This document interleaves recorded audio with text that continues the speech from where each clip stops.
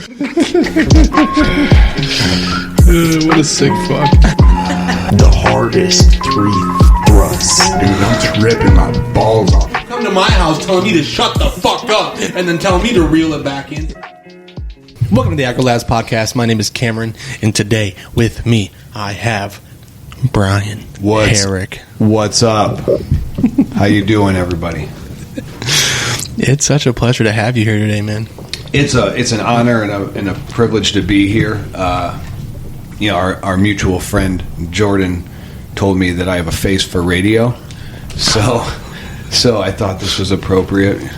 You got a nice face and a good voice. Don't let Jordan fucking tell you around. Yeah, you know what? Fuck Jordan. I used to tell Jordan around. Okay, Jordan can take it where the sun don't shine. You know. I didn't know about my voice on radio and stuff. I'm 40 years old, right? And so 40. I'm 40. Dude, I got gray in my beard. If you can't, you all can't see this, but Cam can. I would have never thought, and I'm not trying to sound mean.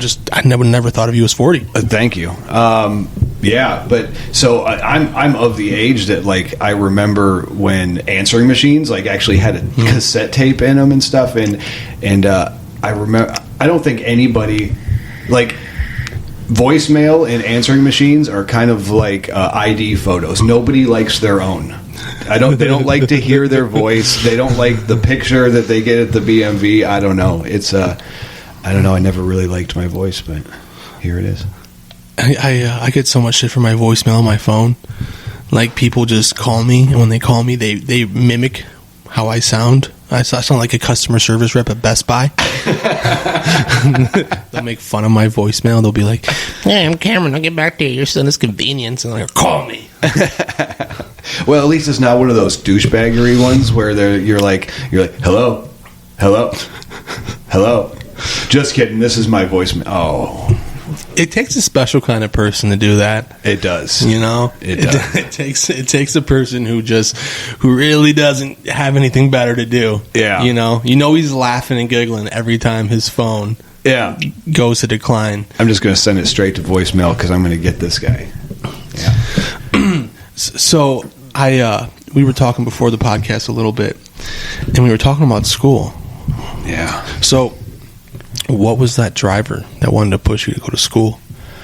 The driver, man. I knew what I wanted to be when I grew up. Finally, at 36, 37 years old, I finally grew up. And I knew what I wanted to be, and I knew that I needed a degree to be able to do what I wanted, and so I just did it. I was like, well, they say you're never too old to pursue your dreams, so I just did it, and it's been that way for me for a while. I haven't always been very driven to do stuff, but now I find passion in life and renewed vigor. What are you gonna go to school for? So I'm currently enrolled in college. Can I say the name of the college? I don't care, yeah, dude. Yeah, it's Purdue University Global. It's their online branch, I guess, formerly Kaplan University. They bought them out. But I'm a psychology major, specifically in addiction studies. Nice. And a minor in criminal justice. Oh, yeah, dude. Yeah. I want you to catch those serial killers, dude. Yeah, well, maybe not that. Although I do enjoy a good serial killer documentary, like the rest of us freaks. It's really cool hearing that you're doing it online because, I don't know, man. I could not. I could not jive with college and the professors, and It's really cool to know that you're doing schooling because on your own because. I don't think I could ever just sit in a classroom and be told, but it's really cool that we have the capacity nowadays to do it on our own. And if we do need the professor or someone there to help us, we have that option to email them or write them out, but we can do it on our own too. Yeah. Technology is great. Brick and mortar college campuses and stuff, that's for 18, 19-year-old kids, in my opinion. I feel like I would completely not fit into that culture. I miss that. I heard somewhere that sometime, this is probably bullshit, but they said you should take a year off between high school and college and get a job and do some stuff. It was a recommendation from somebody, but I missed that memo, and I shot for much longer than a year. You had a lot of life experiences, though. I definitely I had a lot of evidence that guided me where I was going. For me, it's just like when I watch those 18, 19-year-old kids, man, and they're okay. I'm not trying to sound mean. If you're in college, I know all college kids aren't like this. It's a blanket statement, but they're just fucking dumb assholes. They're morons. Dude. Yeah, dude. Yeah. They can tell you anything about what they read or some ideology, but they cannot, I don't know, dude, just do anything other than that. Yeah. They can't think for themselves. Well, we can say that because we've been 18, 19-year-old correct morons. Yes. So, nothing personal, millennials and all that, but you're all stupid. Dude, I had a mental breakdown 2 nights ago. So I'm sitting in my bathrobe. I got a fire going. And I'm looking like Archie Bunker on a Sunday with a newspaper, Yeah. And I'm sitting there, and I look in the light, and this light just shines on the top of my head, and I'm like, oh fuck, dude, I'm losing my hair. I'm losing my hair, and I just start looking at my hair for the next 3 hours, and I text my fiance, and I'm like, listen, dude, if I lose my hair, I'm just going to shave it. I'm not going to be one of those guys who try and keep it. It's just going to go, right? And now I've been living with this, like, you're getting old, you're going to lose your hair, you're going to die soon. And it's just been replaying in my head for the next 2 days, dude. I've got good news for you, though. Really good news. Tell me. Chicks dig bald heads and beards. They sure the fuck do. Flat out. Looking like a goddamn Neanderthal, dude. Absolutely. They like it, because us guys, we get better looking with age. Sorry, women. We really do. We do. We really do, dude. Yeah. But like I said, I'm 40, and I started losing my hair in high school, and I was in such denial for so long, and it looked terrible. I look at pictures of me, and generally I had a hat on anyways because I was embarrassed, but then finally I said, screw it, I'm going to shave it. And I started shaving it like with a razor, but I felt too like neo-Nazi, so I'm like, let's not, I don't want to get profiled, which, let's face it, nowadays just being you couldn't wear boots anymore. Yeah, I can't wear a boot. Just being a straight white male in America, I'm profiled already. I don't need the extra attention. So now I just buzz it really short. I typically wear, y'all in Radioland can't see this, but I typically wear one of those Peaky Blinder. What do you call this hat? I don't know what. I'll Google it right now for us. But it takes a certain kind of man to pull off that hat. Yeah. Not everyone can wear it. Yeah. And that's I? You can. That's nice. the thing. That's the thing. Not everyone can pull that off. And then, because there's some guys who wear that are like the, I don't know. It's like they're trying to be masculine, but they're just not. Right. It just looks funky. Yeah. Yeah. It's like, listen, Jerry, you have 3 kids and you're divorced, dude. Yeah. Which you cannot wear this hat and drive a Corvette. You could with the top on, You would look like a douchebag. With a fedora, though. At least you're not wearing a fedora. You know what I mean? Yeah. At least, dude, if I see another douchebag with the fedora on who's 20 years old, yeah, you know what I mean? I'm like, that's way before your time, young buck. You need to slow it the fuck down. Listen, hipster, you can't even buy cigarettes legally. Tell me about it. Are you kidding me? You can go and die for your country. It used to be alcohol, but now you can't even smoke a goddamn cigarette. Yeah, I was just talking about this at work the other day. I have somebody that works for me that she's getting ready to turn 21, and she's like, well, I don't smoke, but I'll be able to buy cigarettes if I wanted to. And I thought when they changed that law that people that were 18 already were grandfathered in. No, that's not the case. Like 19-year-olds, 18, 19-year-olds, like one day they can buy cigarettes, the next day they can't. That's a bullshit. Listen, dude, at 18, you deserve the right to start slowly killing yourself through cigarettes, dude. And make a whole bunch of other terrible life decisions, too. I mean, that's kind of the whole point, Go to college and do a bunch of drugs and get drunk and catch an STD. Oh, hopefully not, dude. one of the ones that stay with you. So the hat's called a flat cap. A flat cap, or a newsboy cap. Okay, well that's what I rock. Yeah, well it looks good on you. Nice. And I'm not. There's a certain kind of person that can wear them and look good, and you're one of them. Thank you. And as I'm looking at it, it looks like it's actually an Irish cap. Oh, nice. So like it derives from Ireland. Okay.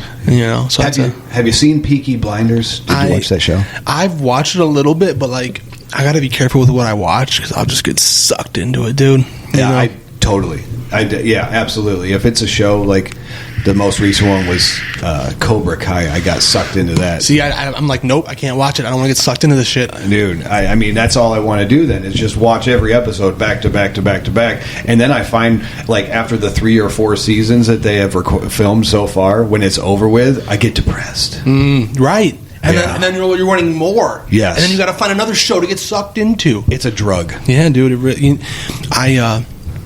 I really enjoyed... God, what is it on HBO? I literally bought HBO because I was like, it was during COVID. I bought HBO to stream, like right when the lockdown happened, and I'm like, I'm gonna be so bored. I'm gonna get HBO to just waste away, dude. How much have you watched it actually? I've watched everything I wanted to watch. I watched all seasons of Sopranos. Oh, those are good. Game of Thrones. So I'd already watched Game of Thrones, but I rewatched Game of Thrones all the way through, and Westworld. Never saw it. Dude, it's fucking crazy, dude. Never saw it. It's basically where these people, these rich people or people, they have money. They go and they pay money to go into a virtual reality game. Oh. Okay. But the actors in the show are like, they're humans. They're actually humans, but they're robots in the show. They're like what you would call in a game like an NPC player. Okay. Right? Yeah. And so, like, there's people that go around and just fucking, kill shit and, do terrible things in the game. And there's people who actually just play the game the way the game's supposed to be played. Wow. And, and then there's other parts of the game where, like, the robots start rebelling against the game and killing people. Nice. And they start learning that they're robots. How many seasons are there of that? Cause there's like 4. 4 seasons. Okay. Yeah, 3 or 4, I believe. And yeah, here's the thing. TV is not what TV used to be. No, definitely not. I think the big companies are dying out because of all these streaming platforms. Oh yeah, for sure. For sure. Yeah, like Netflix, they've taken over. And have you ever like binge watched something on Netflix so long that Netflix pops up and says, "Hey, are you still there?" Like, yes, I'm fucking here. Quit shaming me. I have fucking Doritos in my beard, and I've eaten 2 double cheeseburgers and taken 2 shits while the show's been going on. Yeah, I'm sitting here in my underwear. Watching this show. I have bed burns from sitting here so long. Yeah, but it's really nice of you to check in on me, though. I appreciate that. It's I don't know. I think it's interesting to say the least, man, because, like, I don't know. It's definitely a lot cheaper for, like, my generation to be like, all right, here's $80 towards Wi-Fi, and then here's $12 for Netflix, instead of having to buy Wi-Fi, buy cable, buy all the packages within cable, because cable companies fuck you, dude. They just fuck you. They just love to be like, you gotta buy this new add-on to the router, and and then we're gonna. It's just it was 6 months this price, and after 6 months your yearly price goes to this. Yes. Like, what the fuck are you talking about? I'll tell you, we have smart TVs. I think like most people in America now, and one of the most fulfilling things a few months ago I got to do was to give DirecTV the finger and tell them to fuck off, because we were spending so much money on that stupid DirecTV. But we got Hulu Live, and Disney Plus and ESPN, all there's never a time when I can't find exactly what I want to watch. Yeah. And that's the thing. Now you no longer are forced to watch something you don't want to watch. Like back in the day, you'd have to watch an episode of something stupid. Yeah. So you're prepared for the episode you want to watch. Yes. You had to watch the repeat episode from last week. There's none of that. No. There's none of that, dude. No. There's no commercials. I mean, if you think about it, we're pretty damn spoiled now. Like, we are. Technology has made us soft. For sure, dude. We're ripe for Chinese taking, dude. I get around with my buddies, and they're like, dude, America's so great, dude. We would beat anyone out there. And I like that. I agree with that. Yeah. But we're a bunch of softies now, dude. We really are. We're going to be in the middle of a gunfight, and they're going to be like, where's the Wi-Fi? Although, I don't know, with technology, maybe we're like training these kids who are like in Overwatch leagues and shit to be like, you ever see Ender's Game or one of the Last Starfighter, those movies where like the kids are using technology at war? Maybe we're doing that. I don't know. Maybe. So we actually are. People don't know this, but like the first-person shooter games, that's actually like deep Pentagon funding back in the day, where they used to have infantrymen play games to learn about their stress levels and also their hand-eye coordination. Oh shit! And how fast they can move around and react in those circumstances. So it actually mimics. Your brain. Like, even though you know it's a game, but your brain and your centers are like, oh, dude, this is a real thing going on, and so they can kind of see how you're going to react in stressful situations or things like that. Well, I mean, I'm waiting for the day though where you've got a controller and you're playing, but you're actually controlling a robot out in the field, like some Terminator looking, with fucking laser beams and shit. Like, I don't think we're too far off from it, to be honest with you. No, dude, robots scare me. I'm not gonna lie. Maybe it's the age I grew up in, you know what I mean? But like, that's like where civilization is going, is like AI technology. And dude, I was watching this show last night called Connected, and I was playing chess while I was watching. I wasn't watching it that well, but they were talking about face recognition. And so like, you just your face recognition on your phone or whatever, and how they started it. And they started it through military funding to see, to get a database of people, right? Mm-hmm. And to find out who's who and what's what for intelligence agencies. Well, now like companies are mass producing this technology so they can put a camera on your computer or in your area that you work in, so they can tell if you're engaged at work or if you're distracted. Damn. And this woman for this facial recognition company was like, literally like, if you're not that engaged, the company might be like, well, you're not a good earner and you're not engaged, so you gotta go. Wow. Talk about a slave. That's, woo. Orwell was right. Dude, have you read that book? Yes, definitely. It's mind blowing, like all the things he said that have kind of come to fruition a little bit. Yeah. We live in a weird time. Seriously, we live in a really weird time where they're silencing a sitting president like off of social media and like just cancel culture in general. Like, if we don't like what you say, we're going to ruin your life. Okay, so like, listen, dude, I'm all with you, and I do not like Donald Trump. Yeah, like, I don't like him politically, right? Mm-hmm. So whether or not people agree with him, disagree with him, I feel like we could just do better. Yeah, I feel like we can do better than Joe Biden. Oh, we can definitely do. We could do better than anybody in Washington. Let's be honest. Right. I feel like me and you, we don't want to, but we could do a better job than those two fucking schlebs. I'm sure of it. And as we talk about this, it's just mind blowing to know that these social media companies have enough power to just be like, you can't talk anymore. Yeah. You cannot have a brand, a platform. You cannot have anything to stand on or speak on. Like, that's a scary thought, because if they can do it to him, that means they can do it to you and me. Easy. Easily, yes, absolutely. I mean, the President of the United States, whoever that person is, that office, that position is the most powerful one in the whole world, not just America. I mean, everybody looks at us as kind of the... Well, maybe we just look at us as the leaders of the free world, but we are in spirit, dude. We are in spirit. We may also be the laughing stock, but damn it, I don't care. You know what? But everyone else wants to be Americans. Yeah. At the end of the day, everyone else really wants to. They'll say like, "Oh, these stupid Americans," right? But like, you would want to be. Yeah. If you were given the opportunity, yeah. You would want that. But the chances are of people actually coming here, our culture, whether it's pop culture, Hollywood, movies, TV, is everywhere. Yeah. So McDonald's is everywhere. McDonald's fucking everywhere, dude. Yeah. Maybe they don't want to be us. Maybe they just want the stuff that we have. I don't know. Wait till they find out that stuff doesn't mean happiness. Wait till they figure that one out, dude. Consumerism sucks, dude. Joke's on you, rest of the world. It's not all rainbows and puppies over here. Yeah, but I don't know. I'm proud to be an American, but me too. I also am proud of a lot of other things that have nothing to do with the country I'm from.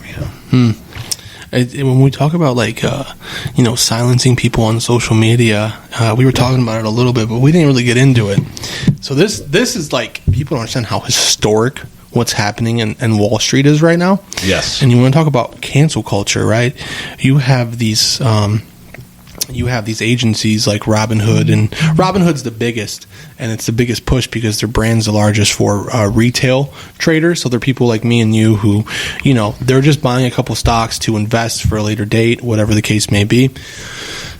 And so they got on our Wall Street bets. Yeah. And they all decided, like, hey, these hedge fund managers are shorting GameStop stocks. Mm-hmm. Let's fuck them. Yep. Let's all chip in and start buying GameStop stocks so we can, squeeze money out of these. Because basically, if that stock goes up and doesn't hit that short stop selling point, mm-hmm. that hedge fund owes X amount of dollars on that stock. They lost a ton of money. So what happened is, since these hedge funds were losing tons of money, Robinhood literally deleted the options to buy GameStop, Naked, and AMC, American Movie Theaters. Mm-hmm. They just wiped it off their platform. Yep. Okay? And it's funny to see that I believe it's called Citadel, the hedge fund that was putting short stops on AMC, on GameStop, on Naked. Right. Was Robinhood's biggest funder. Yeah. Isn't that crazy? That's fucking nuts, dude. That is the opposite of free market trading. That's what we accuse countries of, like China, of doing, and that it's crazy that, to me, it speaks volumes that some kids or I don't know, whoever did it on Reddit, like, could basically promote and spark an uprising of some magnitude that would completely fuck people that, like, do that shit for a living. Well, because they don't plan on it. Yeah. Right? They don't plan on, retail investors, like, really. And here's the thing also, like, if you go on our Reddit feed, no one's, like, telling you to buy it. They're just like, don't listen to me, I'm a retard, but you should buy it. You know what I mean? So, like, they try and make this like, oh, they're doing, like, shadowy room deals. Like, no, you're doing shadowy room deals. Yeah. You know what I mean? You shut down the stock market for 2 days. You couldn't buy GameStop, AMC stock, so you could go and talk about it behind closed doors, and then you're allowing people to buy it now after you already, retraced your finance strategy, you fucking idiot. Yeah. Yeah. Well, that's the rich are in danger of being overtaken by the little guy thanks to this technology. I mean, look at what was it? The TikTok users. I think Trump had scheduled a rally somewhere, Oklahoma or something like that, and all these TikTok users went on and they were like, get some tickets to this rally and then let's not fucking go. and they did, dude, and there was, like, nobody at this rally. Like, that's the power of the little guy with help of technology. What a bunch of trolls, dude. Totally. I mean, it's hilarious. I mean, it's a douchebag move, but it's hilarious. Like, dude, they're just like, yeah, dude, we're selling out on tickets. This is going to be a great rally. And they just go there, and it's just an empty stadium. Yeah. That's I was watching a post on Facebook about, Wall Street bets or what was going on, and someone says, you really want to stick it, to the upper class? Unfollow them on social media. Don't like any of their stuff. Don't buy any of their products just for a couple months, even if you really do like them. Just don't. Yeah. And see what happens. Yeah. And I was like, oh, it's a crazy thinking, but that'd probably work, It would probably would, but here's the problem. Us Americans, we're sheep and we're lazy. Myself included. And I, straight up, if I can order something on Amazon and have it at my doorstep the next day and I never have to leave my couch, like, and I can keep binge watching bullshit on Netflix. Yes, I'm still here, Netflix. Thanks for checking on me. Then I'm going to do it because it's convenient, and Jeff Bezos is a genius for coming up with that whole concept. But so to think that enough people in the country would organize and protest in some kind of magnitude to do something to these companies, I just don't think it. I don't think it would work. Even just and that's the other thing too, is I'm all for protest, but protesting in the right way, and also when's the last time you've seen a 1 million man march on Washington D.C. and here's the really big thing is protesting, right, but also for a cause, because I think that most Americans are all mid-level people where the extremes voices are always so loud. Yeah. On both sides, right? These extreme voices that are just fueling and fomenting anger in our political system are just so loud that it leads to disfragments in the general person. But for the most part, we probably agree on most of the shit that we're saying, but it's just a few key issues that we don't agree with across the board, and that's anybody. But people don't even talk about those issues because they just yell about them. Yeah. And if we could really just take a step back and realize that, I don't got a problem with that person, I don't have a problem with that person. I got the problem who's fucking me. Yeah. You know what I mean? I don't got a problem with you guys. I got a problem with these guys. Yeah.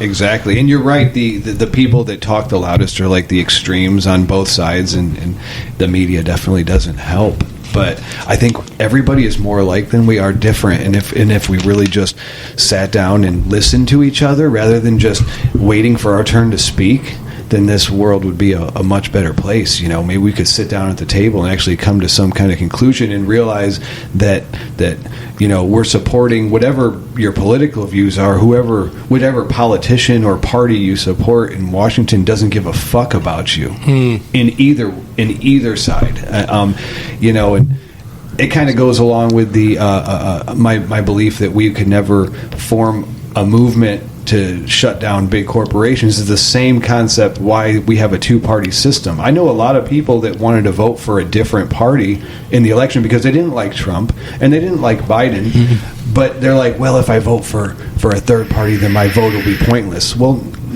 if everybody feels that way, then it will be pointless. And then how about the people who don't even participate in the system?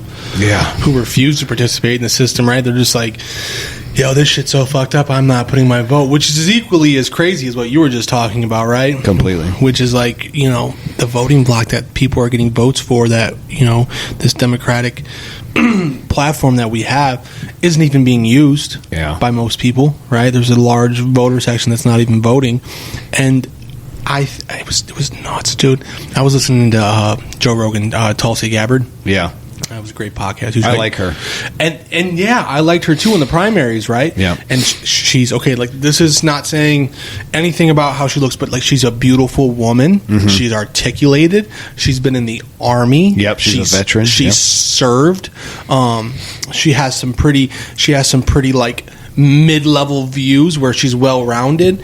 And she was talking on his podcast recently, and she was saying, Joe basically asked her, he was how is it? And she's like, Joe, you wouldn't believe it. It's like high school. What's that? In the Senate. Oh, she's like, it's like high school. If you go sit with those people, the other people roll their eyes. You get shunned. Yeah. They come and, take you into a corner and they go, you're really hanging out with them? That's what you're doing?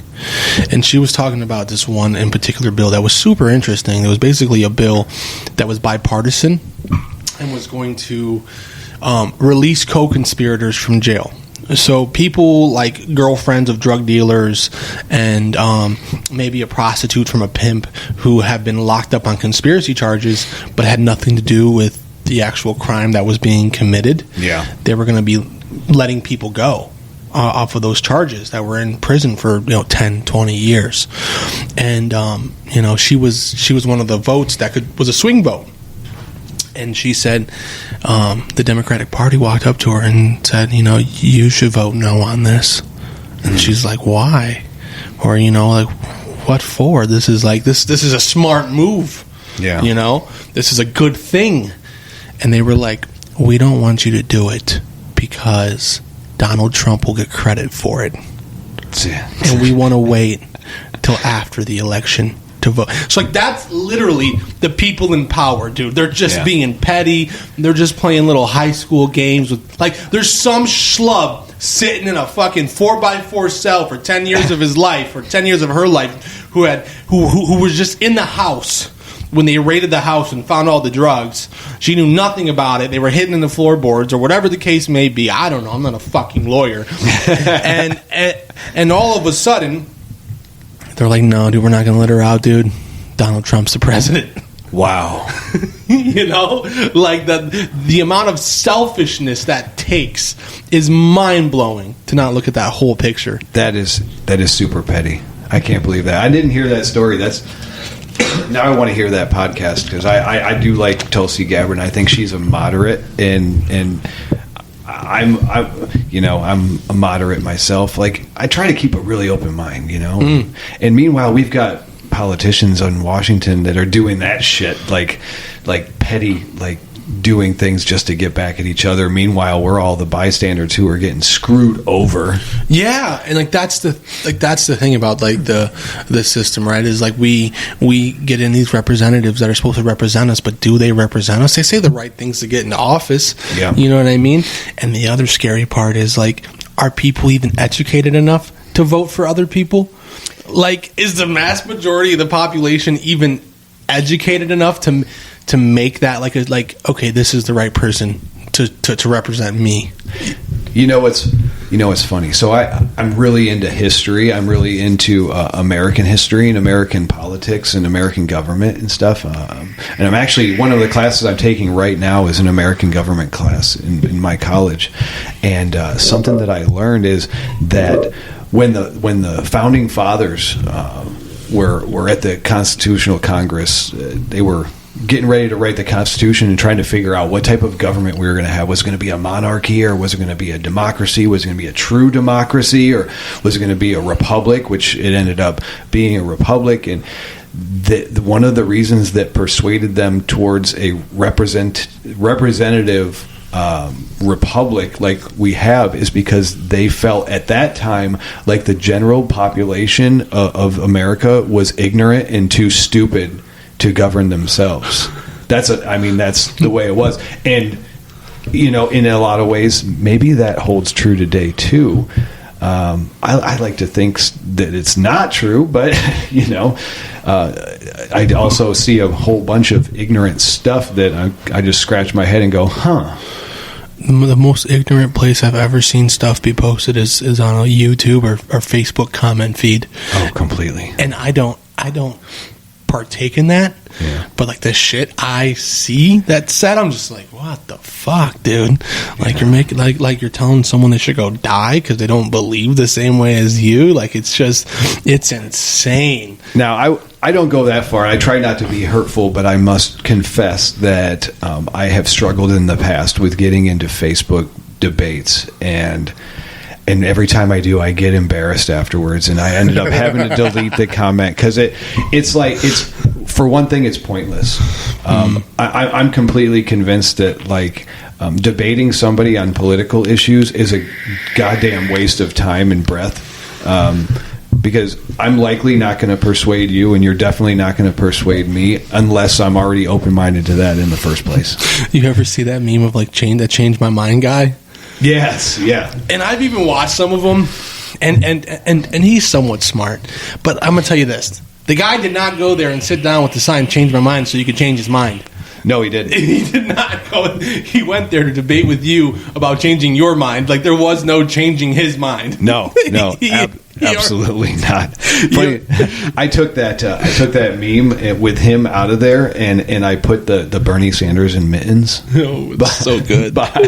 Did you see that one? Dude, you were posting amazing memes. Thank you. I went a little bit overboard with that, but you know. No, you didn't. You were right. You were right on level, dude. Okay, good. Because I can go overboard. You know, I get kind of addicted to stuff and go a bit extreme. No, yeah. Dude, you were right. Dude, Bernie needed that. Let's just say that there needed to be a Bernie in mittens meme. He did, and good for him, because I mean, he was really the star of the inauguration, and it wasn't even his inauguration. Like, good for him. I think Bernie is crazy, but good for him anyway. Yeah, dude. I feel like okay, honestly, Joe Biden or Bernie, I'm going with Bernie, dude, any day, dude. Oh God, that's a tough one. It is. It's a tough one, right? God, yeah, I don't know, but I guess we'll never know now, because I don't know if Bernie will be alive in 4 more years to try it. Hell, I don't know if Biden will be. That's the thing. Like when we know, to like wrap around what we were talking about, is like we can't find anything better than a 70-some-year-old white guy that's been in politics for 50 years and hasn't done shit for us. Yeah, we can't find anyone who is moderately capable in any way other than these guys, and that's why I don't believe. Like, and another thing is, like, who really wants to do that job? Who really wants to be in politics and talk to companies and have other people's lives in their hand? Well, me and who want to be in that kind of place. People that want the power and who are corrupt, mostly, if you want my honest opinion. But I agree. And like him or not, like Trump, when he was running, originally in 2016, I thought this is going to be refreshing. It's not a career politician. And he did a lot of stuff, but to be completely honest, like at the very least, the last 4 years were entertaining as fuck. Yes. Listen, I would see Trump tweets and I'm like, that's a fake account. And then I'm going to go on Trump's Twitter. I'm like, that's not a fake account. No, he really said that shit. Yes, dude. Yes. And I don't know. He kind of was like the epitome of the I don't give a fuck American attitude. You're fired. You're fired. A billionaire reality show host running for president like that. Well, that shows anyone can be president. Really? That really does show that, like, hey, it's time to put your hat in the ring, boys, whoever you are. Yeah. You know what I mean? It shows that, like, kind of like that idealism that they were painting, which is like we can't govern ourselves, is kind of a bullshit lie, because we got a reality TV star who ran the company, ran the largest company of the world for 4 years, right? Yeah, really. I mean, I'm really shocked that Oprah isn't president. Dude, I heard Dwayne "The Rock" Johnson was going to run for president, and I'm sorry, I might vote for him. If his policies sound right. He's such a good guy. Like, I will only vote for him if during the debates he says, "Do you smell what The Rock is cooking?" That is the only way I'll vote for him. Dude, they're gonna have so many bad sound clips and sound bites of Rock from the the 80s and 90s or the early 90s. Oh my god. Yeah, dude, they're gonna really peg in on him in those sound bites, those sound clips. And if his vice president running mate is Stone Cold Steve Austin. Dude, no one would fuck with America. Nobody would, because Austin would just shotgun beers and crush them on his head. And he would just beat the shit out of Vladimir Putin, dude. Yeah. Who's going to fuck with Stone Cold Steve Austin, dude? Secretary of Defense Ric Flair. Woo!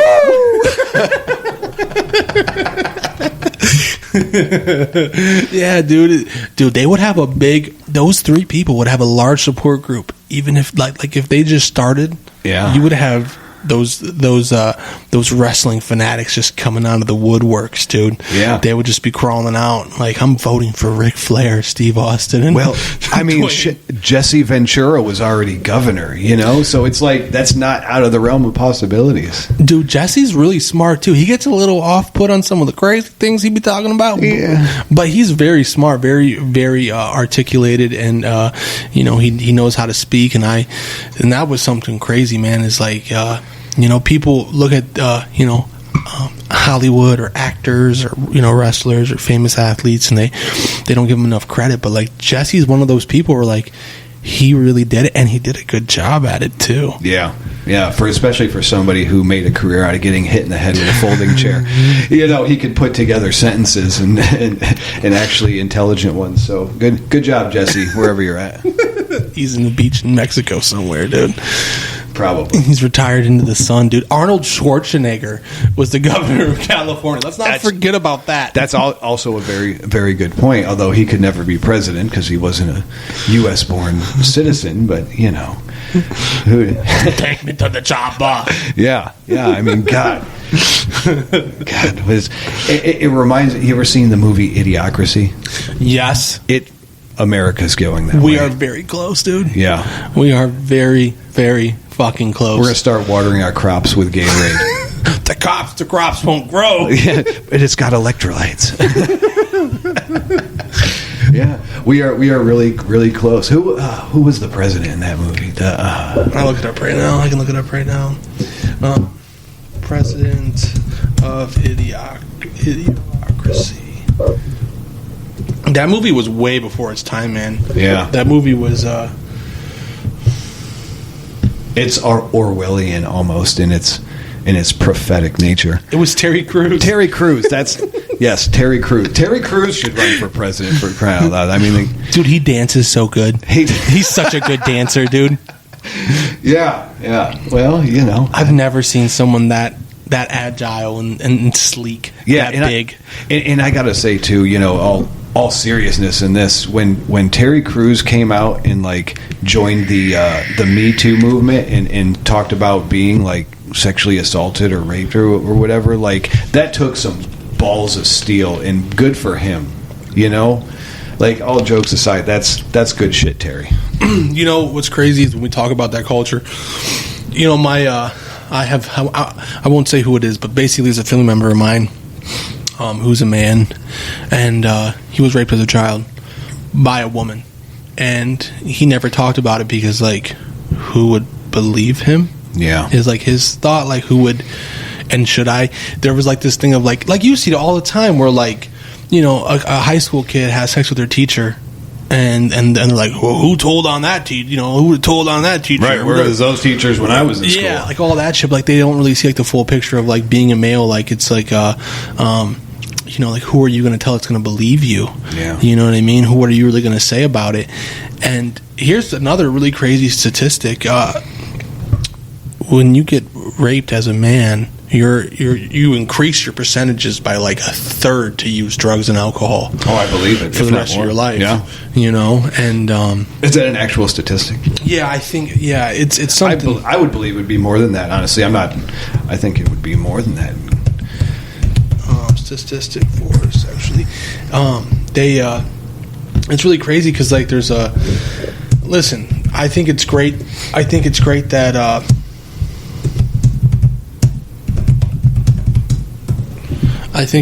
that, you know, that people are openly speaking about this, but there's also... I'll tell you this. I was watching a movie last night, and my fiance, she's making me a chessboard.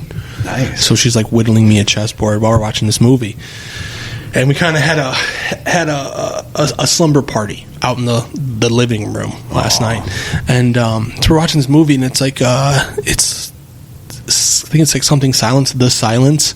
It's about like winged creatures that eat people if you make sounds. It's like a psychological thriller. Oh, is it? Yeah, with Sandra Bullock, that one? No, Birdcage? That's Birdcage. Oh. This one is like about like these demons, bats that get out of a cave, and they just fucking eat everyone that makes sounds. Terrifying. So it's pretty terrifying, right? Yeah. And part of the movie, the dog won't stop barking. Okay, fucking dogs. The dog won't stop, and it's trying to protect its family, right? It's barking because like it knows something's going on, but like, you know, they're flesh-eating creatures in the sky. They're going to eat us alive, dog. You can't bark. And the guy, the father of the family, just starts choking out the dog and kills it. And my girlfriend just starts crying. Yeah. And I'm like, why are you crying? And she just goes, it's just sad because the man's expected to do those kinds of things because no one else will do them. And I'm like, fuck, dude, if you're not right, you know what I mean? Making those tough decisions and having to just live with them because you're expected to do them. Yeah. You know? Like, dude, you should have seen us, dude. We were down here and we heard this loud bang. And we thought someone broke into our house, so like we just ran up the stairs, and like didn't have a gun. You know what Did I mean? you push her out of the way so you could get up there faster? No, I just was up there faster. But like she was behind me like this. And she was like, if there was someone with a gun in our house, they would have shot you. And I'm like, possibly, or I would have beat the fuck out of them. You know what I mean? And but like that's like the thing. Like there was no thought process behind that. There was just action. Yeah. Right. And that's what people don't understand about men. Like, if a man does good, then it's all good. But if a man fails, then it's all bad. But like, you won't believe a man if he says like Terry Crews. Like, there's probably some naysayers who are like, that never happened to Terry Crews. Right. Yeah. You know. Yeah. And then there's also, why are you talking about this? You know what I mean? Also, too, like, and that's the thing. I feel like as men. And especially, and we're going to get into this, but I feel like as men growing up in the society that we grew up in, I felt really purposeless in my society. I feel like I didn't have a purpose. I feel like I didn't know how to be a man and what being a man meant, you know? And I feel like that's how a lot of young men feel nowadays is like, okay, I have a job, I have a car, I have a place to live, now what? Yeah. You know? Yeah. Now what? Yeah, absolutely. You know, and you know, another situation like that I've seen on the news and stuff about Johnny Depp and his ex Amber Heard, I think it was her name, and how he claimed that she beat the crap out of him, and there was a domestic violence and all that stuff, you know. And if the tables had been turned, you know, Johnny Depp would have never got another role in Hollywood ever again. He would have been blackballed for beating up his girlfriend. But you know, since it's a woman attacking a man, like, nothing happened. Yeah, and there's like these really. I have a TikTok only because I want to expand the platform that we're on right now. Yeah. And I feel like TikTok's a good way to expand the platform. And it's really crazy. Like, there's a lot of like young girls who are like, treat women like people treat men. So it's like, basically, if a woman, like, there's little girls who are 18, 19 years old who are saying, if I hit you, hit me back. Like, no, you don't want me to hit you back. Yeah. Like I am physically stronger than you, right? Yeah. I can do and that's the thing. Like, these kids are saying this. Like, just treat us the same. Like, if I hit you, you should be able to hit me back. No, you don't really want that. No one would want that. I was raised in a house. My dad was in the military, and I was raised in a pretty strict home. And one of the things that was ingrained in me is you do not hit a woman.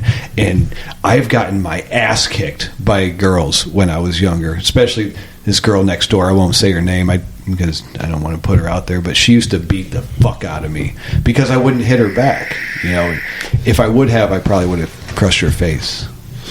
For sure. Yeah. It doesn't feel... I've had a woman chase me with a knife. It wasn't your fiance, was it? No. Okay. I'm just making sure this isn't like a cry for help right now. No, listen, dude. So this woman chased me upstairs with a knife. I threw her... Okay, listen. I don't beat women, but I threw her on the bed by her hair because I can't grab her at her hands. Right. And I'm in a corner. And now we're up from the stairs, and she's chasing me in this room with a knife. I'm in the corner, cowering in the room, and I couldn't touch her hand, so I grabbed her hair. I tossed her arm around the bed. I'll never forget. She bawled her eyes out, and she goes, "I can't believe you touched me." And I'm like, you just ran after me with a knife. You tried to kill me. You trying to kill me. And she goes, "Call the cops. Who are they going to believe?" She's not wrong. And I'm like, I'm getting the fuck out of here because you're 100% right. Yeah, she's not wrong. Yeah, absolutely. You know, that's the way society is, unfortunately. But, you know, speaking of the incidents of males being molested and raped and stuff, especially at a young age, I never really realized it. Thankfully, I've never gone through that. My heart goes out to those that have experienced that. But something you may or may not know about me, I actually did 6 years in prison. I was in prison for 6 years. Yeah. And one of the things that I realized when I was there, I tried to get my life together, and I went through treatment while I was in there. And I was one of the only men in that group in treatment that hadn't been molested or raped. And statistically speaking, the number has got to be astronomical. You know, in the correlation between trouble with the law and substance abuse, going back to that, I mean, Jesus.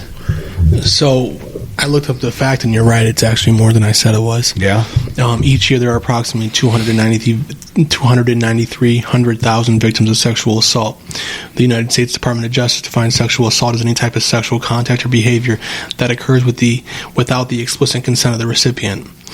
Unfortunately, nearly 70% of sexual assaults are not reported to the police.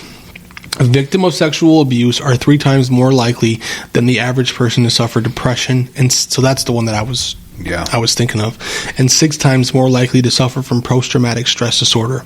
Some sexual assault victims try to cope with traumatic memories and unwanted anxiety or depression through substance use. In fact, some studies report that sexual abuse victims are 13 times more likely to abuse alcohol and 26 times more likely to abuse drugs than those who have not been sexually abused. Yeah, that's crazy. That's a fucking whopping number. That's crazy. And I think trauma has a lot to do with substance use. Absolutely. And then meanwhile, that scumbag Jeffrey Epstein gets to just murder himself. He did not kill himself, dude. Absolutely not. He did not, dude. Absolutely not. But that just shows you, I don't know, maybe we're going to go down a conspiracy theory rabbit hole, but that... You can do whatever you want, dude. But that tells me that there's a much deeper, darker, nefarious underbelly that we don't even see, and I wouldn't be surprised if some major people in the world were a part of that bullshit. I haven't been to prison for 6 years, but I've been through county programs. I've been through Stryker. I've been through CTF, and how was the food? Shitty. Yeah, all of them, dude. And county was the worst because there was nowhere you could go. You had to get locked into your cell. I reveled at people who said, like, I'm going to prison, I can't wait. And I'm like, well, have fun. I'm going to be in here locked down. But I think there needs to be a major upheaval on our prison system and our criminal justice system. Yeah, for sure. And I think we made progress towards that a little bit, over the last 4 years. But then that example that you just spoke about, where that would have helped out releasing some people from prison that really shouldn't be there. But the politicians are fucking all of us because of their own petty bullshit. It's crazy because, like, back in my day, which is not long ago, but like back when I started getting arrested, you know what most of my drug charges are? Weed. Yeah. Like all of my drug possession charges are not like heavy drugs. It's not like cocaine, it's not heroin, it's not a needle. It's weed. In 2013 I went to county jail for 6 months for weed. That's crazy. I got a friend that just got out of prison doing 5 or 6 years for growing it. And then, it's not too far off before Ohio will legalize it. I mean, Michigan's already doing it. And come on, guys. I see these kids, dude. They're getting released on own recognizance bonds on like burglary charges. Yeah. And I'm like, what the fuck? I had to await trial. Yeah.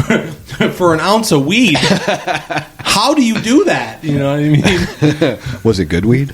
For sure. That was when all the good weed started coming out, dude. Because like when I was growing up, it was like the brown frown. Yeah. It was like the real bricky stuff, and you had to really pick out the seeds and stems. And by the time I was like 17, there was none of that around. Yeah. There was Michigan had just made it for medicinal use. Yeah. So those growers just had a surplus, and they were just like, well, Toledo's right there. Yeah. Weed was never really my thing. I mean, heck, I would do it if it was around, but I had my other favorites. I loved cocaine. Dude, I hate the way cocaine tastes, but I love the way it smells, dude. Yeah, for sure. For sure. I love it so much I can never do it again. Yeah, no, I don't think they're ever going to stop substance use. No. I think no matter what we do when it comes to the opiate crisis or when it comes to, meth is on the uptake, okay? Yeah. I work in detox. That's scary. I see it. It's the scariest thing you will ever see, dude. That's like psychosis in a powder form. Like it's instant crazy. So, dude, listen, man, like, when I'm talking to different people and I'm trying to give them logical reasoning, like an opiate user, right? Yeah. It's possible. And if someone's on alcohol and they're dried up enough, it's possible. Mm-hmm. But with methamphetamine, you are literally talking to a brick wall full of, I don't know, thousands of bats filled with rabies, dude. Yeah. Like, you can just tell them the most concrete thing, and they're just like, the wall's talking to me right now, man. I don't know. Yeah.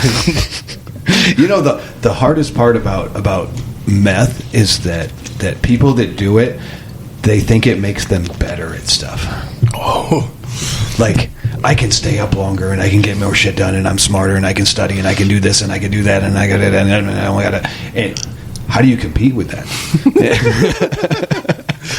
Hitler actually took meth. Yeah. Hitler took meth. It's there's like it's crazy. There's stories of him, like, being kind of like downtrodden in the end of the war, and he just starts taking meth and just starts getting the pep back in his step. God, I bet that was insane.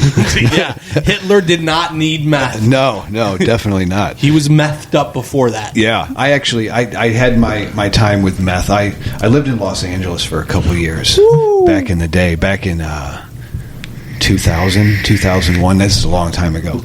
I was young. I thought I was a rock star. It was awesome. You probably were. I thought that I was.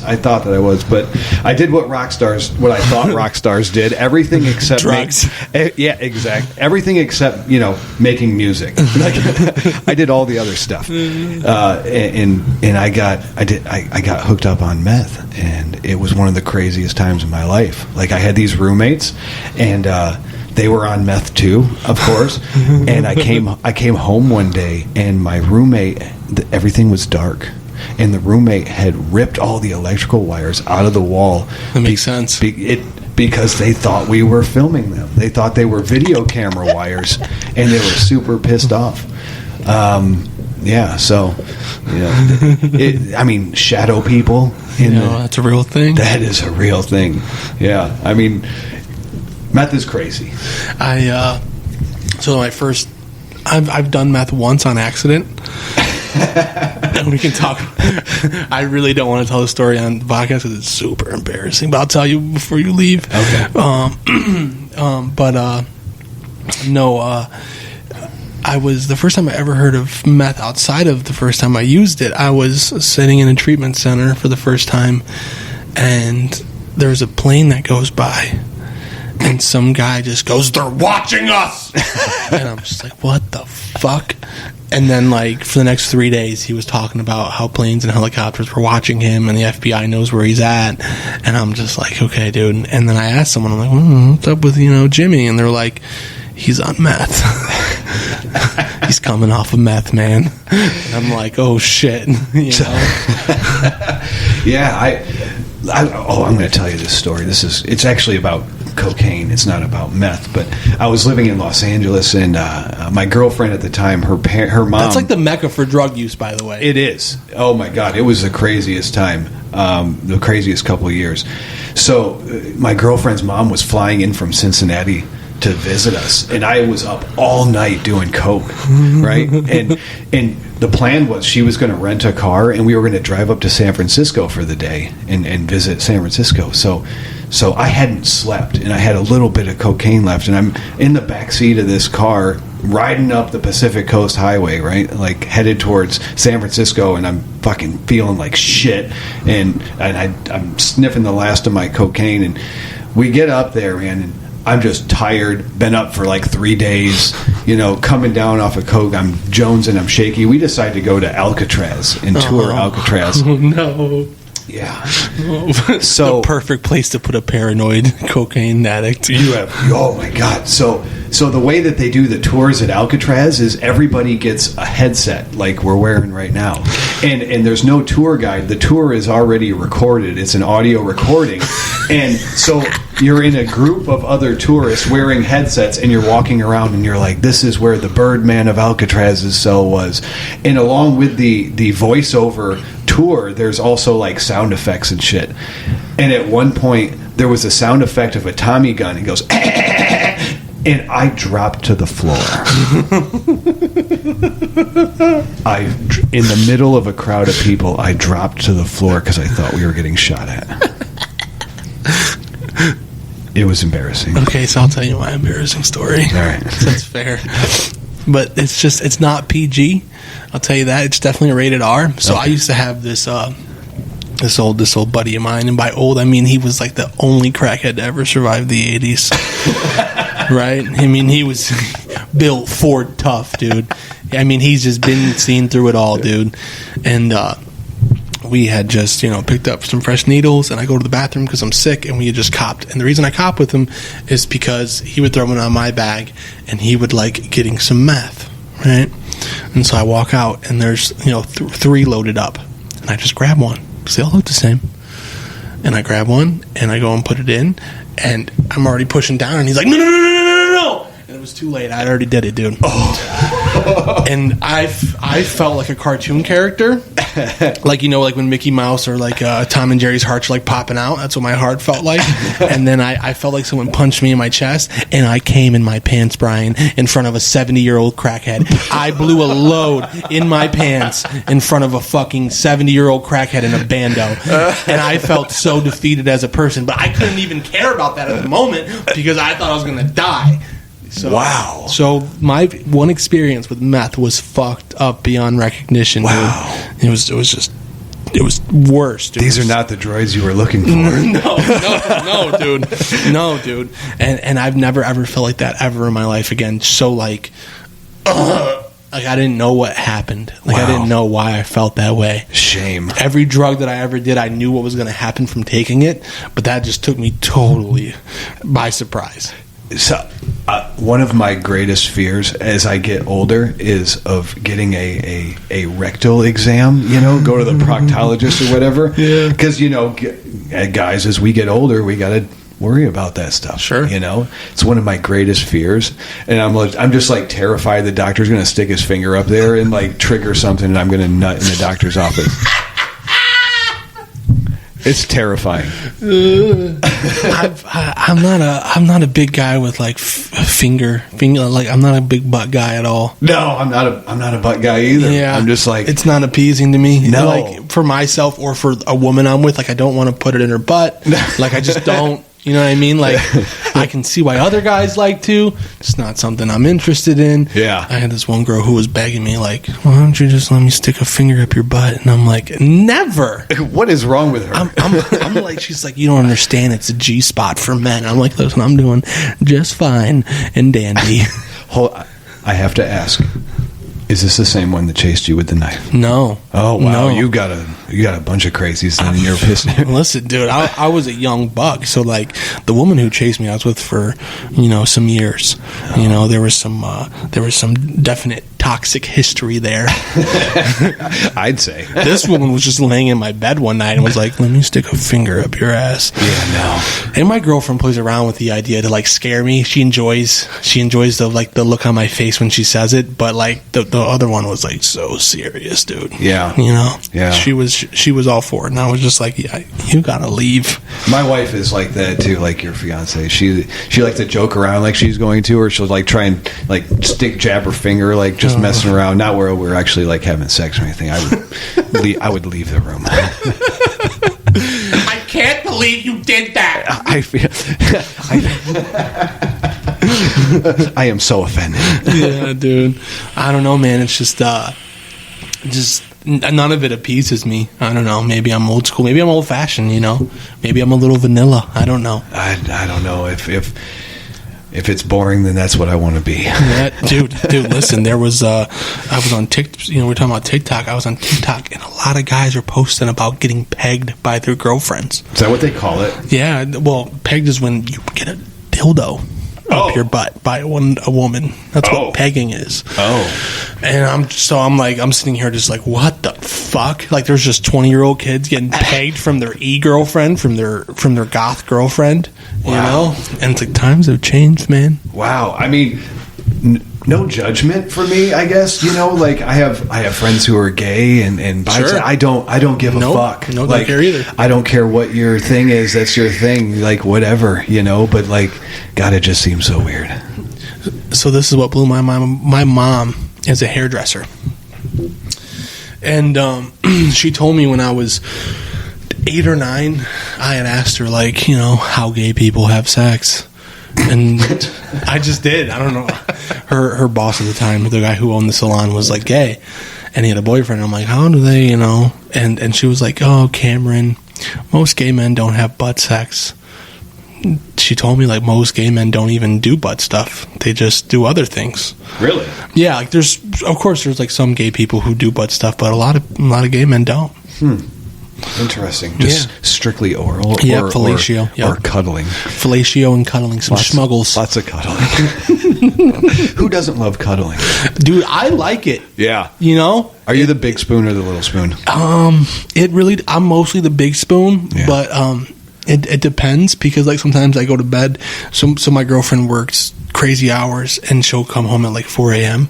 So if I'm already asleep, I'll be the little spoon. I'll wake up and she'll be cuddling me, you know, which I don't mind. But what I like the most is this thing I do and that we do where I just put my foot on her foot. Oh, that's the best, you know, just like being half asleep and touching foots. You know what I mean? That's like nice. That's a good feeling. That is good. You know, good. And I can say I've never. I used to not like to sleep with people in the bed with me. Yeah. I'm a big guy. Yeah. I like the bed. You know. Yeah. Well, we have a routine where we start off. I start off as the big spoon when we're going to bed, and then right before I fall asleep, I can't sleep like that. Yep, me too. So right before we fall asleep, I roll over and put my back to her, and I'm basically like, "Don't fucking touch me." Like, I don't like to be touched when I sleep. Yeah, maybe a little bit, like a hand or something like that, but I don't like I don't know. Yeah. No, I get it, dude. Just a foot's enough for me. That's plenty. Yeah. Do you wear socks to bed? No. I do. You wear socks to bed? I know. People think I'm crazy. That is nuts. Why? I think it's a prison thing. You know, you got to be ready to get up and go if something's going down, you know, at home. What did you end up going to prison for, if you don't mind me asking? Oh, no, I don't mind you asking at all. Burglary was my charge, so it's pretty embarrassing, actually. So I was very deep in my addiction, right? And doing what we do when we're in active addiction, and I was robbing people and just complete piece of shit, to be honest. So my neighbor said that he knew some people that had some multiple properties around, and this guy used to own a model train store. He's an older guy now, he's retired, but he used to own a model train store, and he had all these model trains in these storage units and stuff. And we knew a guy who shall remain nameless, for this purpose, that would buy these trains. And did you know that model trains are expensive as fuck? I would assume, because it takes a lot of effort and time to do it. Yes. Yeah, they're expensive as hell. So I in a nutshell, I got caught burglarizing a house with a truck full of model trains. And I got 6 years for that. Not entirely 6 years just for that. I also had a firearm and was it? Did they hit you with an Agberg? They tried to. They dropped it though. They did. They dropped it down. I spent the first couple years in prison, like, with the victim mentality, like, how could they do this to me? This is bullshit. 6 years. Like, if it had been somewhere else, I probably would have got probation. I've never had a felony before. That typical type stuff. But in all honesty, looking back on it now, it was the best and worst thing that's ever happened to me all at the same time. I truly believe, like, after a certain point of where, like, especially when we're talking about substance use, where treatment isn't an option anymore, that, like, jail might be good for some of these kids that treatment is not working for. Yeah. Like, because like I know for me, even though I didn't want to stop getting high, jail and Stryker and other places that I've been to helped me not get high. Yeah. Like it just, even if it was for like a couple weeks, and or then I went there for a couple months and then I got released and then I didn't want to go back there, so I didn't get high for a little bit. Like, no matter what the case was, it helped me a little bit. Yeah. It propelled me towards something else. For sure. Yeah. I don't know. In 2011, before I committed the crime that sent me to prison, I actually had called an agency here in town, which I won't say their name either, but they told me that they had a waiting list and I could come on Monday, and this was like a Thursday or a Friday or something like that, and Monday seemed so far away, and I was so desperate. I was either going to do something to get high again, or I was going to find some place to help me not be high.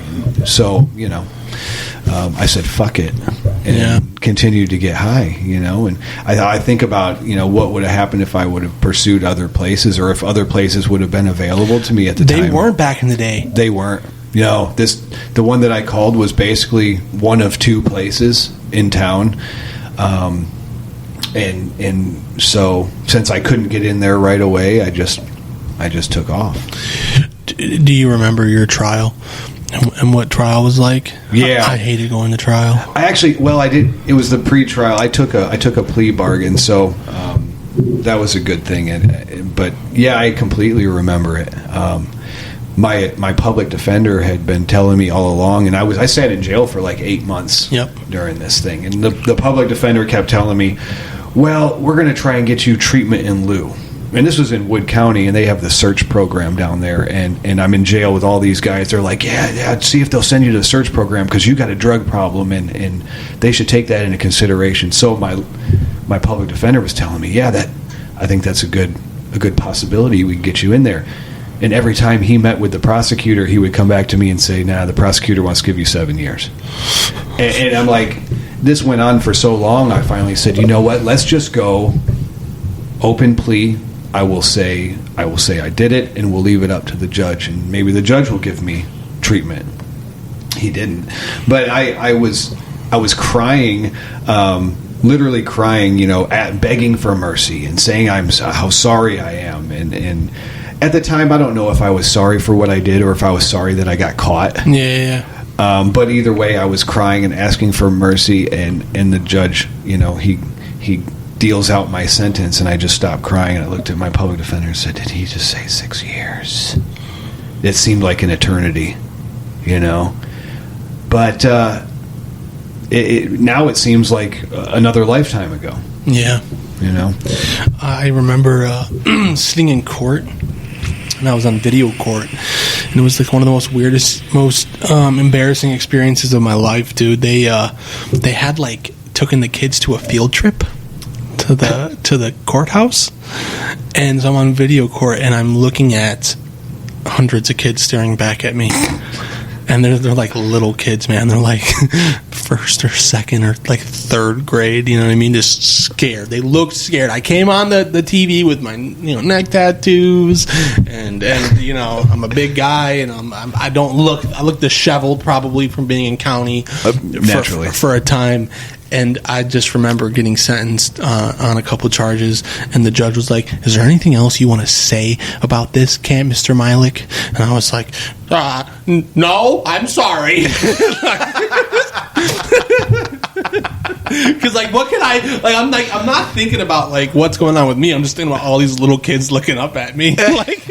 I'm seeing hundreds of kids just terrified, and I'm just like, I'm sorry. Was it like Scared Straight courtroom edition? No, it was just like little kids from the school. That, they went on a school trip to see what the courthouse was like, and they were in court because court is public. And I'm sitting there just like, geez, I feel sorry for these kids. You know what I mean? Jeez. Well, when I was in prison, they had the Scared Straight program come through. Did you play? And did you do it? Yes, absolutely. In fact, they came through an area where a lot of us were, not entirely pieces of crap. We were some of the better inmates, So like the prison administration came through beforehand, and they're like, guys, we want you to play this up.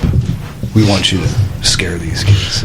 Don't be too crazy now, but we want you to scare these kids. That's the whole point, scared straight. So we're like, okay. So these kids come through and we're acting all tough, and we're like working out and like with our shirts off and tattoos, and we're all giving them these dirty looks. And this inmate down the way goes, "Hey kid, I'm gonna fuck you." He got talked to after that. That was too far. Oh man, dude, that kid probably pissed his pants. He completely white. He just, oh my God, eyes as big as saucers, and he was terrified. So I don't care how much of a Billy badass you think you fucking are, dude. If you've never been to jail or prison, if you've never had that feeling, everyone's fucking scared. Yeah. That's the crazy part, right? Yeah. Like, no matter how big or bad, you get accustomed to it after a while, but the fear's always there, right? Like there's always a sense of, someone can stab me.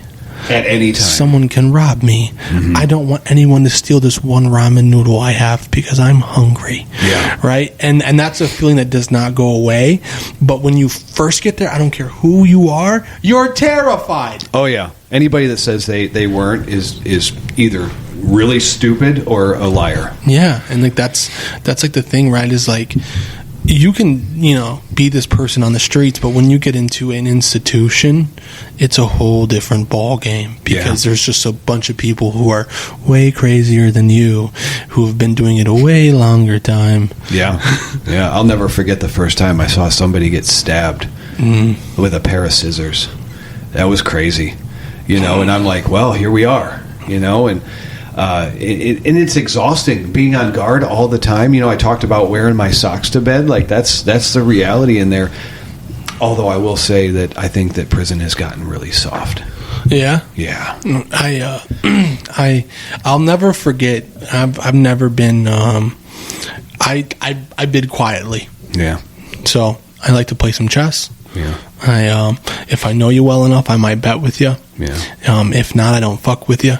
I like to wreck with certain people, but I don't do anything that would put me in a position to have to do something later. Yeah. If I don't got the money, I won't say, oh, I'm gonna get this. I don't do none of that. Yeah. I'm just quietly, So I was playing chess one day, and a guy walks by, and he goes, "You guys want to play spades?" And he's a black man, and I was like, "Yeah." So I know the guy. Like, "I'll play some spades with you, dude. Not a problem."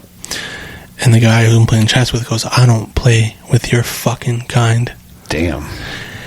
And I'm sitting there, and I'm like, okay, well, this is gonna suck for me, because I'm sitting next to this guy who just said that. Yeah. And I'm like, okay, well, if you give me another partner, I'll play with you, And the guy didn't say anything to me. He looks at the other guy and he goes, "I have court tomorrow, and I get sentenced.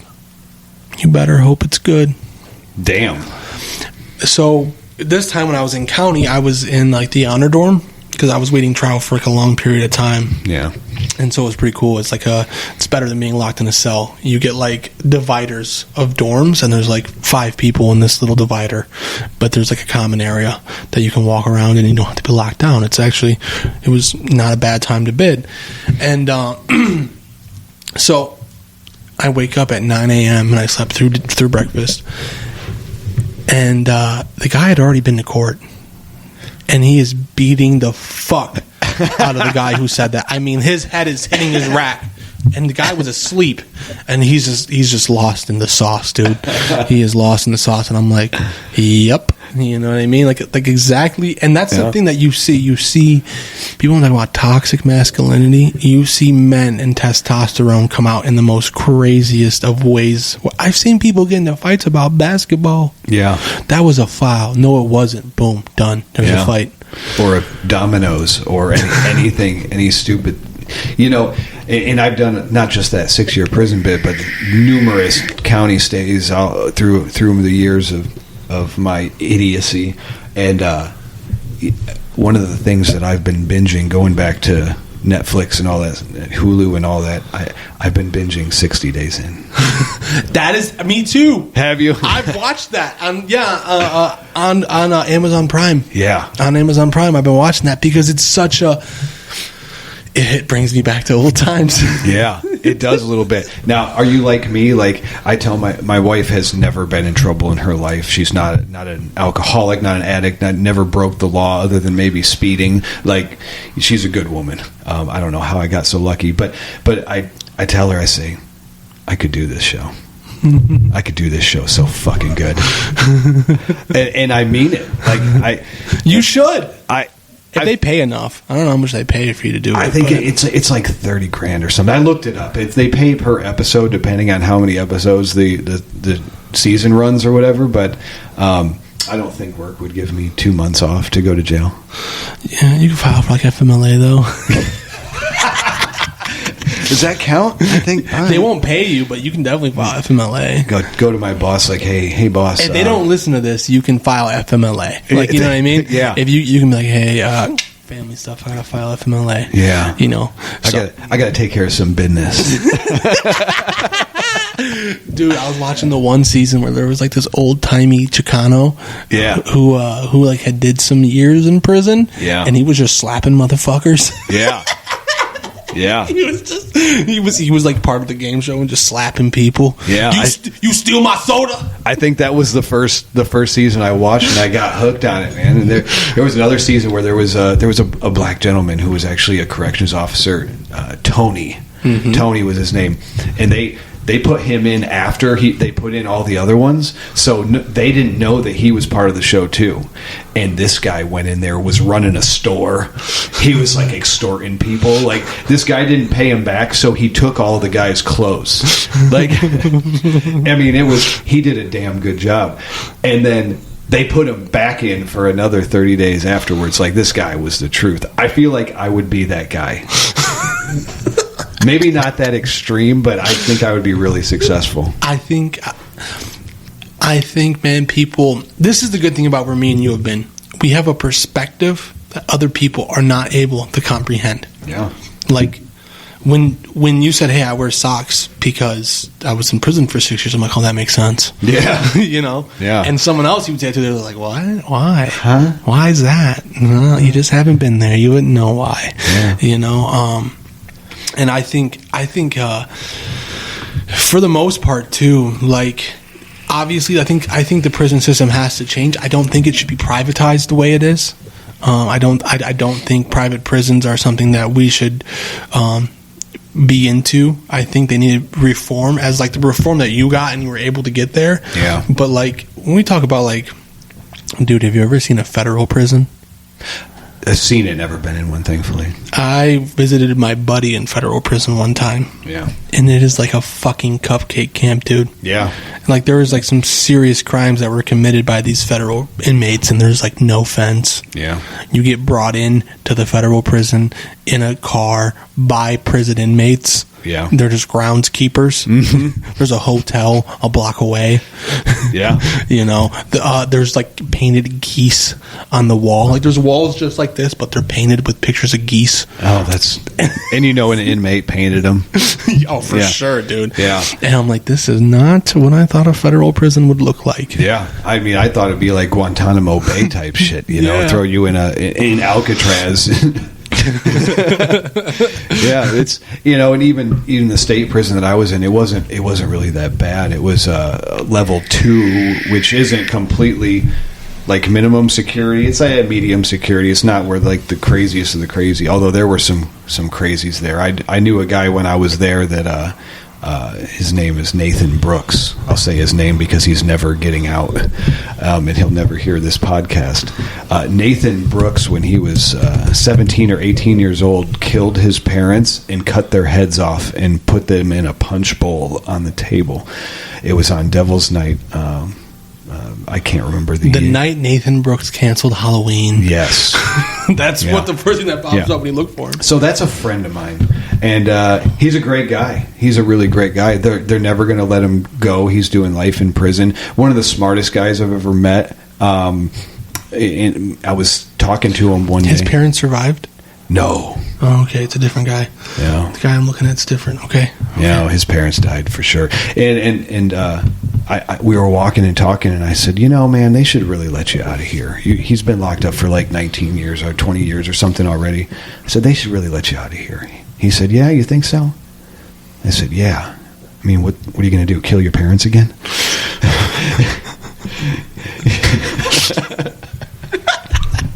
I mean, let's be honest.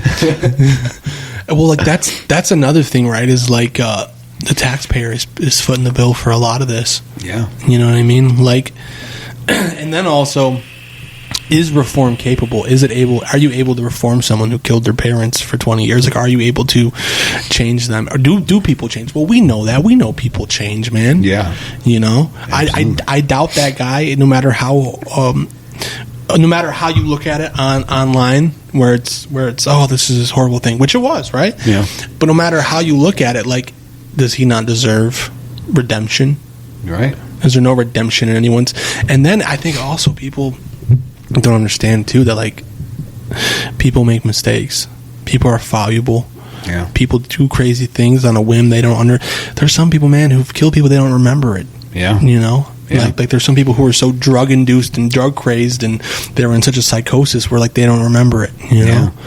And so that's what I think needs to.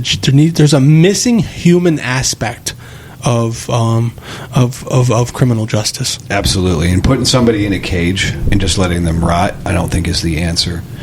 Although some people, I think, need that.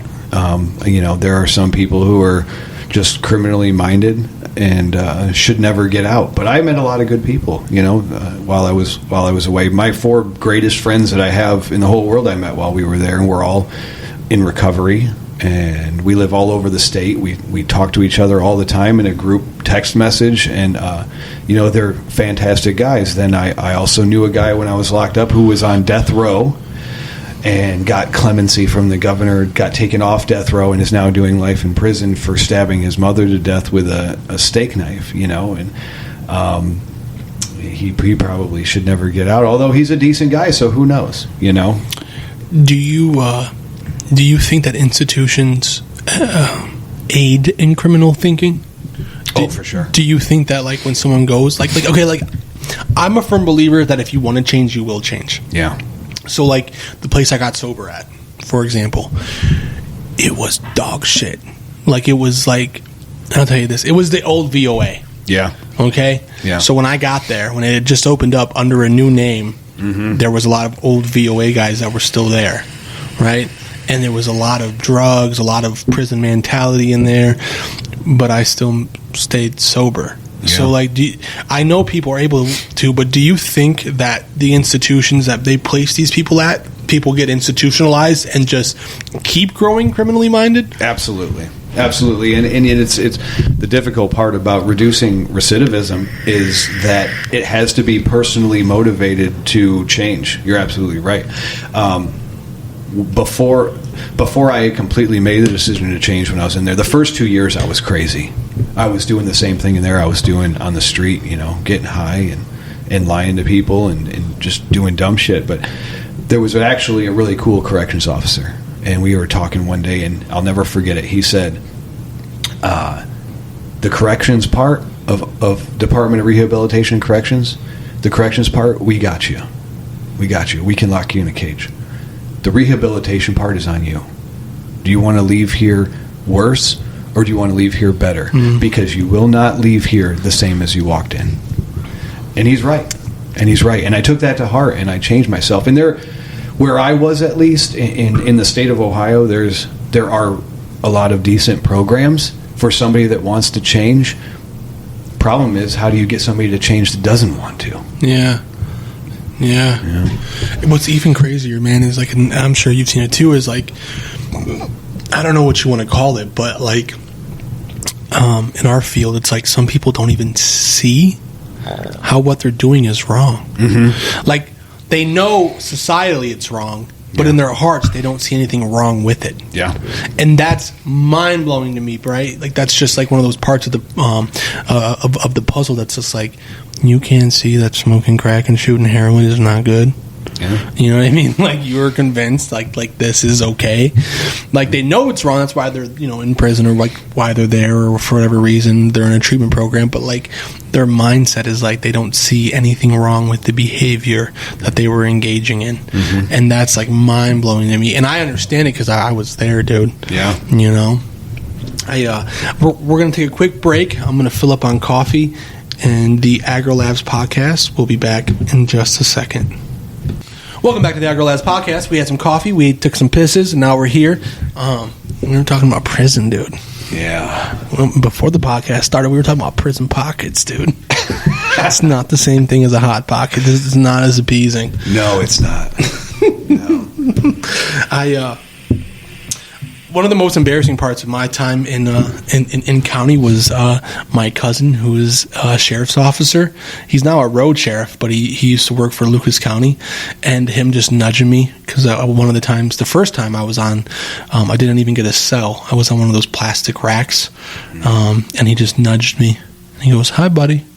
Oh. And I'm just looking up, and I'm like, "Hey, man." And then you know what he did to me? He goes, "You want a piece of gum?" I said, "Yeah, I want a piece of gum." He goes, "Cool." And he just walks away. Oh. I said, "What was all that about?" He goes, "Well, I asked if you would want one. I never said I'd give you one." Oh. He kept those boundaries in check. Yeah. Yeah. I have a lot of law enforcement in my family. Same. My cousin is a homicide detective in New Orleans, so you can only imagine what kind of crazy shit he deals with every day. But, I have cops all over the place, and I'm the one that gets to go to prison. In my family, I'm kind of the black sheep, if you will. So the exception to the rule. I come from a pretty good family. All in all, they're crazier than shit, but Yeah, I didn't come from a bad family. I lived in like poor economic statuses, and I've lived in disheveled states, but that was not because of my family. That was my own choosing. Yeah, same here. That was like all me. That was just like, all right, Mom, I'm going to leave your house and go smoke crack now. I'm 18. Yeah. Well, I was politely asked to leave at the ripe age of 17 when I got into it with my dad, and I held a lot of resentments against him for a long time, but really the reality was I was the asshole. He was just being a dad, I had the same victim mentality, because we all go through things, but like my parents never forced me to start using drugs. Like I'm the one who made that first decision to start. Yeah. And I think it's really important that people don't play into that victim mentality, because like there's this power that comes from like taking that and taking ownership of what you've done and what you've done, and being responsible for your own actions. Yeah. And at the end of the day, I can't keep pushing my issues onto other people, man, because it'll kill me, dude. Yeah. It just adds fuel to my fire. Yeah, for sure. And it's I don't know. We could go on and on about the nature versus nurture debate, and whether or not addiction is a disease or a choice or whatever. And really, in the grand scheme of things, it doesn't fucking matter. Because I like whatever makes me feel good, and I do it in excess. Like we were talking about binge watching stuff earlier in the podcast, and it's something as simple as that. If it's something I like and I like to do, I'm going to do a lot of it, which, I even manifest itself in my pets. Like I have 3 dogs, 3 ducks, 2 chicks. I have 3 ducks. What? 2 chickens, 2 sugar gliders, and a bearded dragon. Dude. Yeah. That's fucking cool. It's cool, but I mean, we all day long we're like feeding animals and putting them outside, and it gets to be a lot. But I like animals. My fiance was gonna have a mental breakdown. So a little bit about me. Growing up, I grew up with dogs. Well, my parents' birthday present to me at 8 years old was to get rid of our 2 greyhounds. Ooh. Because they basically, my mom was getting drove up the wall. Our backyard looked like a goddamn greyhound racetrack. Like it was just like green in the middle, but like brown dirt, like in a circle, like the old cheetah pit at the Toledo Zoo. Yeah, where there's like a brown track around it. Yep. Where they and so my dad got rid of them or whatever. And I grew up with dogs, so I've always loved dogs. And I had to be like 8, 9, or 10. And so I always wanted a dog. Always wanted a dog. Well, guess what? I found a German Shepherd for $100 on the east side. And I'm in a place now where I thought I could care for another animal, right? So I go get the dog, and it's a puppy. It is 6 weeks old, right? And we were just moving in here, and like we didn't buy a moving service. Like everything you see in this house and upstairs, me and her moved in together. So it was very stressful, and it was like basically we got this lease. We got into this lease 2 weeks before our other lease ended, and so for 2 weeks after work, before work, on days off, we're moving things into this place. Sounds like a good time. And so we had just gotten like the beds in and like couches in and like things in, and like there's still more work to be done. And my girlfriend's like, we should get that puppy you wanted.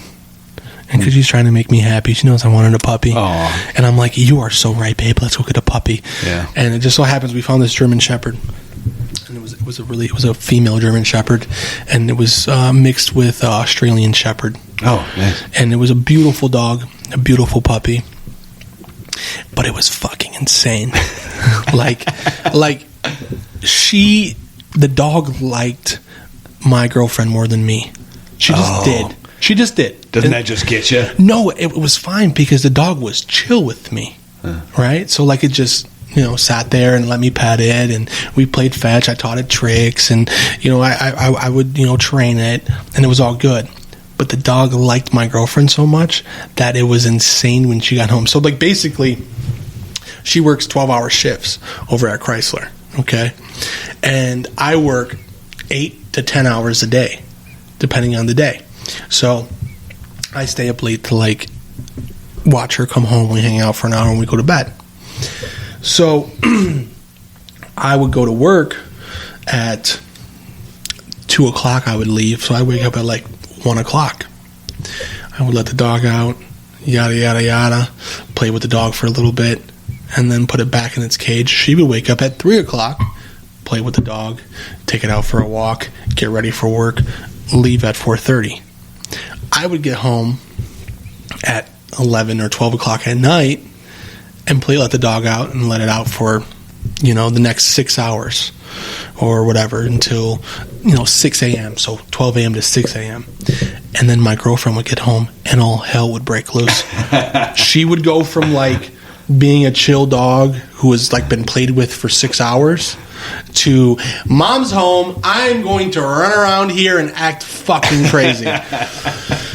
So basically my girlfriend had a mental breakdown, and I'll never forget it because like it wasn't fair to the dog because it was a puppy and we were caging it so often because we both worked that like we were causing the issue. It wasn't nothing to do with the dog.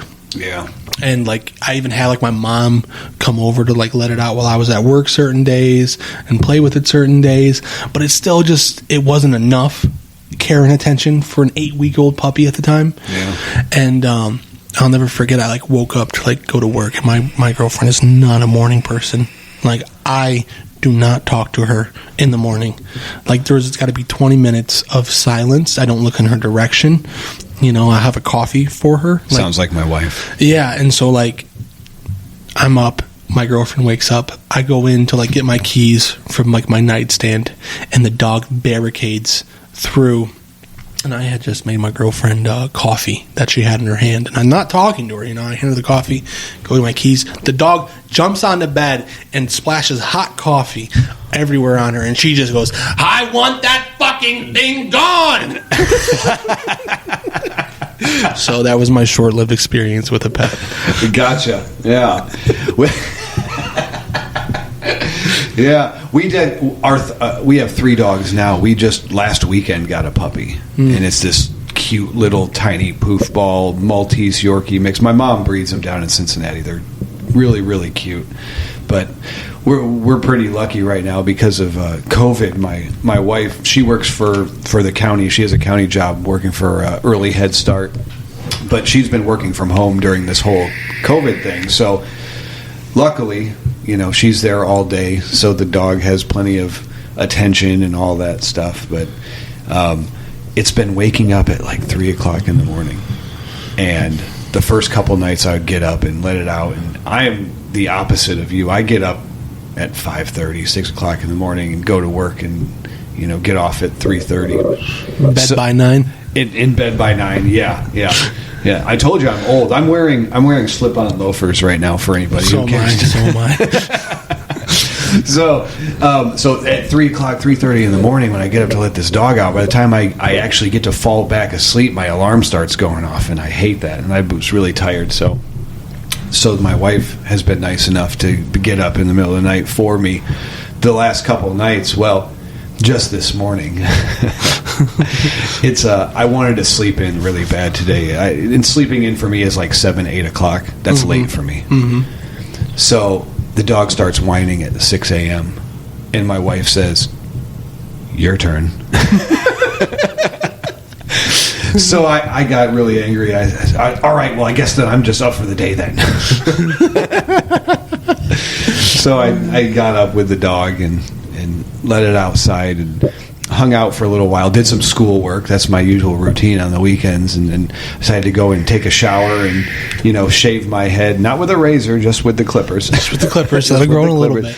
Yeah. So I bring the puppy in the bathroom with me so it's not tearing around the house and stuff. And I go, it took a shit. I had just taken it outside. It took a shit in the bathroom. I was so mad. Oh, dude. Potty training for puppies is tough. It's tough. I was just getting there with the dog, and I had to work, really hard. My dog, if you looked at my dog at the time, it wouldn't poop because it would expect you to play with it if you looked at it, so you had to, ignore it while it pooped. You had to, you had to just, not give it any attention for it to poop. Like it was shameful? Like, don't you fucking look at me. Yeah, if you looked at her while she was pooping, she would stop. She would stop pooping. And so it took a little bit of psychology to kind of figure out what worked and what didn't. What kind of other dogs you got? The other two? What are the other two? Well, the other one is another one from the same family from my mom, another Maltese Yorkie. That one's name is Pixie. Pixie, it's a nice name. That's my 14-year-old daughter's dog. They're like she had imprinted on her, and they are, connected. And then we have a miniature Schnauzer, and he's the most stubborn dog in the whole world. That's your dog. It was my wife's dog before we even knew. She had it before we even met, but yeah, he's my boy. Yeah, he's my boy. What made you go get ducks and chickens? So I can't remember where we were going. I was driving somewhere, and my wife was on Facebook, and a friend of hers was looking for a home immediately for 2 chickens and a duck that they had. And they live in Maumee, and they had 2 chickens and a duck, and they had gotten a dog or something like that, and then so they needed to get rid of these birds. My wife's like, well, we got lots of land. Do you think we can get these chickens and this duck? I said, okay. All right, cool. Tell her we'll get them. Whatever. My wife and I never have to talk each other into getting pets, because we're both animal lovers, with the exception of cats. We were at the pet store one day, and my wife saw this cat. She's like, "Oh, can you get this cat?" And I said, "No, I hate cats." So anyway, they're giving away these 2 chickens and this duck. So we went and we got a chicken coop, and we got these, and I loved them. Chickens, not so much. The duck was awesome. We named it Howard. That's a great duck name. Yes, naturally. Found out later it's a female duck. Still fucking Howard. Still Howard. Still fucking Howard. Yeah. I don't care. Fuck gender norms. Yeah, fuck that. Who are you to maybe Howard identifies as a male duck. Maybe it's a female duck named Howard. Yeah. It's a 21st century. What century is it? 21st? I don't know. 20th? I don't know. Who cares? Yeah, who cares? 22nd century fox? I don't know. So I love this duck so much, Howard, that I start going on Craigslist looking for more ducks because I'm an addict and I do everything to excess. You see the ongoing trend here, the theme of the show. So we found this place and they had something called a call duck, which is just a miniature duck. It's a tiny little thing. So we got that. And then I found another lady that was breeding ducks, and we got 2 more ducks. So now we had 4 ducks. And the one little duck started picking on my dogs. Right? He had like this little Napoleon complex or something. Like he just kept fucking with the dogs. So my Schnauzer finally had enough of it, and he wouldn't hurt him, but he would catch him. And then he'd bring him in the house, and the duck would hang there, like limp, like just hang from the dog's mouth. And I'd be like, "No, Mac, give me the duck." And I'd take the duck and I'd throw it outside. Mac would go chase it. Yeah. He's a good dog. He reached his point. He's like, you know what? I'm fucking done with you. I'm taking you to Dad. Yeah. So one day, not too terribly long ago, I'm out in the backyard doing something, and all the ducks always were together, and I noticed the little duck is missing. And I asked my 14-year-old daughter to come out and help me, which was a mistake in hindsight, because she found 2 feet and a pile of feathers that used to be my duck. Oh God! Yeah. What was the duck's name? What was that? Dang, I guess I don't even. He didn't even have a name. No, he had Artemis. Artemis was that duck. Yeah, Artemis Fowl. That was. Rest in peace, Artemis. Yeah, dude. Rest in peace, Artemis. But here's the thing: I don't think it was my dogs that got him. No, and I'll tell you why. We live out in the country. I thought coyotes probably, because we get them all the time out there. Well, this last week I took the puppy out, and the ducks had let themselves out already out of their enclosure, and they were in the middle of the yard, which I thought was odd. And the puppy goes to the bathroom. I go back in, and all of a sudden I hear this commotion out back. The ducks are quacking, and the chickens are squawking, and one of them hits the window. It's like trying to. So as I look out, I see this fox run across the yard.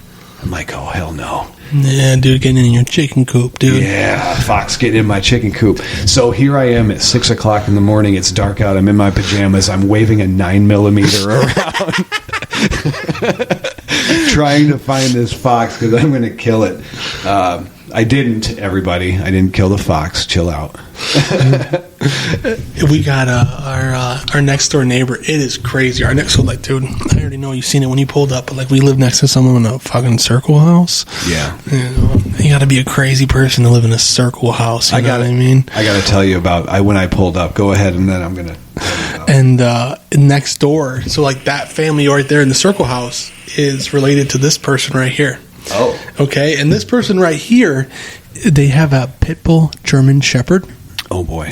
And it looks like a monster that comes out of your closet at night. Like, if you can imagine the height of a German Shepherd, the body of a pit bull, and the head of a German Shepherd. It has a pit bull kind of face, but German Shepherd ears. It looks like it eats small children. Oh, my God. For breakfast. The first time I found out about it, I was taking my dog out, and I'm playing with it, and all of a sudden, I see this thing, and it's just, row, row, row. And I'm like, it took me back. I jolted. I'm like, and my puppy started getting in its face, barking at it, and I'm like, that thing's going to eat you, dude. You know? Pick your battles. So, we get a letter. It's up on my hall tree, and it's from them, and it's hey, sorry about all the squawking early in the morning. We have a lot of chickens. So they have 8, 9, 10 chickens in the backyard back there that I never knew about because I fall asleep at 5 a.m. and they start squawking at 6, but there's a full chicken coop. Oh my God. Out there right now, full of chickens. They're probably feeding that beast, dude. Oh my God. So I pulled up in front of your house, and I won't get too specific, but I've seen your neighbor's vehicle before. I've been behind it on the road before, and I know this. I remember this because they have a shed sticker and a Hatchet Man sticker on the back of their van. This one? I think that one. Oh yeah, dude. Yeah. Hatchet Man sticker. Yes, and I was on the phone with my wife when I saw them on the street, and it's just coincidence they live there because I remember saying, "Wow." They haven't left 1996, have they? They look like it too. Oh God! They listen. This neighborhood, I'm going to be honest with you, is the quietest neighborhood I've ever lived in Toledo. Yeah. I lived on before here. I used to live on Alexis and Douglas, and crazy shit on the west side of Toledo would happen all the time. I mean, I'm talking about there was little kid fist fights in my apartment complex. There was robberies. There was overdoses in my parking lot. This is a nice neighborhood of Toledo, right? Yeah. And now I live on the north end, and it is just at 12 a.m. It's just people minding their own business. Super quiet. Of course, on Friday and Saturday nights, there's a little bit of gunshots. Yeah, you'll have that. Yeah, it's fine. You know, and it's not on the street. That's the point, right? It's not on my street. It's a mile away. Yeah. You know, it's in the north end, but it's not where I live. Yeah. But it's so quiet. But they're fucking crazy, dude. Like I see these people, I'm just like, Jesus, you know. Well, I live out in the country, and they're equally as crazy, but just in a different way. And we have probably more gunfire than you do, but it's all like, you know, rednecks and hunters shooting and beer bottles. Yeah, just out there with their AR-15s, like you know, just another day out in the country. Where do you live out in the country? You know where Jerusalem Township is? Is that like Rising Sun area? No, it's out by Bono, Curtis, Ohio. Yeah. So you live over by Genoa and stuff like that. Yeah. My mailing address is Curtis, but we live in a little township called Jerusalem. That I like that area. Yeah, we were actually going to, before we got this place, and we got this place because it's like it was so many bedrooms. Like there's 4 bedrooms upstairs. Wow, damn. And we got this place because it was perfect. It was like a perfect fit for us. And but before that, we were looking out over by Genoa and the east side in Curtis because like there was like this massive house that was going to go on the rental market that was 7 bedrooms for like $700. Oh my God, a month. And it was like a nice neighborhood. It was like not like, you know, it wasn't like Star and Broadway, right? Or probably like Brown Road or something like that out like, that way. Yeah, it was like something by Woodville, and I was like, that's, you know, I could live there. Yeah, but this just came to be a little bit faster. But it surprised me, man, because like, I mean, the west side of Toledo, which I lived on my whole life, is way crazier than over here. Yeah. Is way crazier, which is like astounded me because, you know, I'm from Toledo, so I know what the north and the east side of Toledo are like. Yeah, for sure. Yeah. But I grew up in Point Place. Really? Yeah, it's about the most laid back Millbury, like Leave It to Beaver fucking neighborhood you could ever live in. I had like 9 cops that lived on my street. For some reason, the Toledo police everybody lived on my street when I was growing up, so I didn't get away with shit. You know, there was me and my friends got drunk one time and thought that it would be a good idea to smash beer bottles in the middle of the street, and the cop that lived over there across the street comes over and he goes, all right, why don't you go clean that up? You know, that kind of thing. When I was 16, I got caught shoplifting at Meijer, right? And I'm in the loss prevention office, and they're detaining me, and they call the police to come pick us up and take us down to get booked and processed. And wouldn't you know it, the cop that came and picked us up was my buddy's dad that lived down the road. And so he drove me to my street, and he's like, don't you ever do any dumb shit like that again. Get out of my car. You know, I love my girlfriend. The very first girlfriend I had lived in Point Place, and I went to Whitmer growing up. That's where I went for high school. Me too. And yeah, dude, us Whitmer kids, dude, we got to band together, man. That's right, man. We're a special breed. Washington local schools, go Panthers. That's right. And it was really cool. The high school experience was cool, man, because like when I went, everyone hung out with everyone as long as you smoked weed or like, you know, drank some beers. Same. You know, and so I'll never forget this though. I'm 21. It's my birthday night. And at this time, I'm heavily addicted to heroin at 21. And I used to hang out with my drug dealer. We used to be really good friends. Would you believe that? And he was like, here, Cameron, here's $100. Go to the casino because my girlfriend wants to go and I don't want to go, and have fun. So I was already pretty dozy, we'll say. I was pretty dozy. And I went to the casino and had a couple of drinks on my 21st night of my birthday. And I came back there, and a buddy of mine was over at my drug dealer's house, and he said, Cameron, will you take me to go get my TV? And I'm like, yeah, dude, as long as I can get some, I don't give a shit, you know? So we get in my car. He gets the bag from our drug dealer and already has it, and we're driving to go get the TV. And I'm pretty intoxicated at this point with the amount of drugs I was doing and the couple of drinks I had. And he lives in Point Place, this guy I'm taking. And I'm right by the fire station in Point Place. And I swerve a little bit, and all of a sudden a cop pulls up behind me and bloops his lights. And I'm like, fuck. And I look at him, I'm like, well, you better eat your shit, dude, because I'm pretty drunk. So he swallows his bag of drugs, and the cop comes up, and he's like, "Hey, you were swerving a little bit, and I don't know what type of sobriety just overcame me. I was like, you know what, sir? I know I was. My left wheel bearing is out, and it makes me swerve on my driver's side a little bit. And I'm trying to get it fixed, but it does that. It leans to the left a little bit more. So I'm sorry if I went right of center." And he goes, "What are you guys doing tonight?" And I'm like, "Oh, it's my birthday.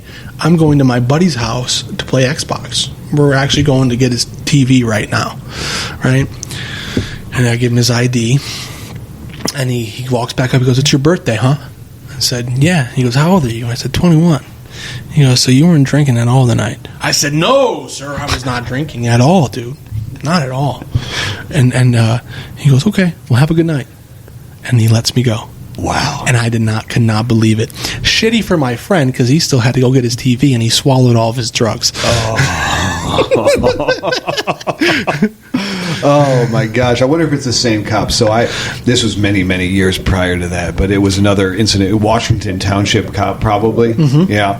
So I'm riding with my friend. He was an older gentleman. And was he? No, then it wasn't the same one. But I have a somewhat similar experience. I was with my friend, who is now actually married to my sister. He's my brother-in-law now, but we've been friends for quite a while, and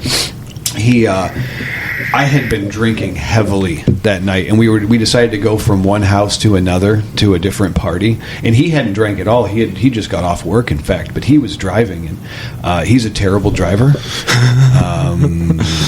He also drives semi for UPS now, but makes sense. Yeah, totally. The world's ironic. So we were driving down Alexis Road, and he swerves a little bit. I don't know why. I don't know what he was doing, but the cop saw us and pulled us over in the Taco Bell parking lot. Nice. And this officer says, "You've been drinking." And of course, my brother-in-law, he said, "No, I haven't. Not a drop. I haven't been drinking it at all." He's like, "I don't believe you." He said, "Well, then give me a breathalyzer." Oh no. Right? So the cop refuses to give him a breathalyzer. He said, "No, if I do that, then I'm going to have to arrest you." I actually happen to know the cop, so he was he already knew the shenanigans that were taking place. He knew the shenanigans. We were kind of friends, and not really friends, but acquaintances, right? So he's going back and forth with my brother-in-law about this, and he says, "Okay, I'm going to give you a test then. I want you to count backwards from 80 to 40. For some reason, my brother-in-law skips 55 on the way down. 57, 56, 54. Wait. So the cop ends up saying, "I know you've been drinking, but I know your friend, and I'm going to let you go. But I want your friend to drive your car out of here." I was plastered. I said, "All right, I can do that." So I proceed to try to crawl over the center console into the driver's seat with my seatbelt still on. And I drive away from the scene completely intoxicated. We get about a mile away, and my brother-in-law says, "Pull the fuck over." So the first time I ever got arrested, I was, I used to, I'm just not glorifying it, I used to sell weed. And my girlfriend at the time wanted to keep her purse in my car as I was dropping her and her friend off to work. And I said, "You got to get that purse out of here." And she's like, "Why?" I'm like, "Well, why do you want to keep your purse in the car?"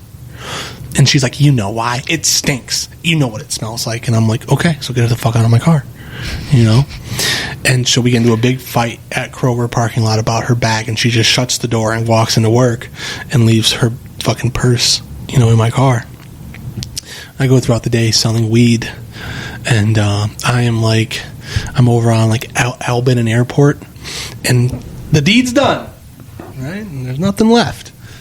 And I get pulled over by a state trooper, and he's like, "Have you been smoking weed in this car?" And I'm like, "No, and if I was, I wouldn't fucking tell you." I was a very 19-year-old boy at that point. Yes, very arrogant and cocksure. Yes. Yeah. And he goes, "Well, has anyone smoked weed in this car?" And I was like, "No." So we're going back and forth. He's like, well, I'm going to pull you out of the car and I'm going to search your vehicle. And I started talking. I was like, go ahead, dude. You're not going to find anything. And a sheriff pulls up and they put me in the back of the sheriff car as they're searching my car.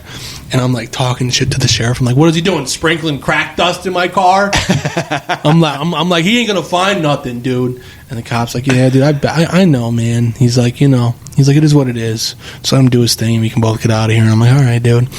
And all of a sudden I hear him. He goes, I got something. I found something. And I'm like looking at the cop like, this fucking asshole, what did he find, And he takes out the purse. He takes out the purse that she had left in my car. And I go, dude, that's not my fucking purse, dude. And he's like, yeah, sure, we hear that all the time, right? And he pulls the smallest, tiniest bud that you can ever imagine out of the purse. I mean, it's not even enough. It does nothing. It's like this. It's like an inch, And he goes, well, I'm going to have to take you to jail tonight. And I said, what?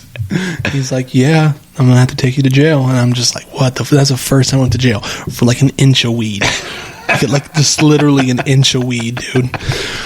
It was fucking mind blowing, dude. And I told my girlfriend what had happened at the time, and she's like, "You're such a fucking liar. You probably got caught with other things in your car." And I'm just like, "Sure, okay, thank you." You know what I mean? Was this the knife one?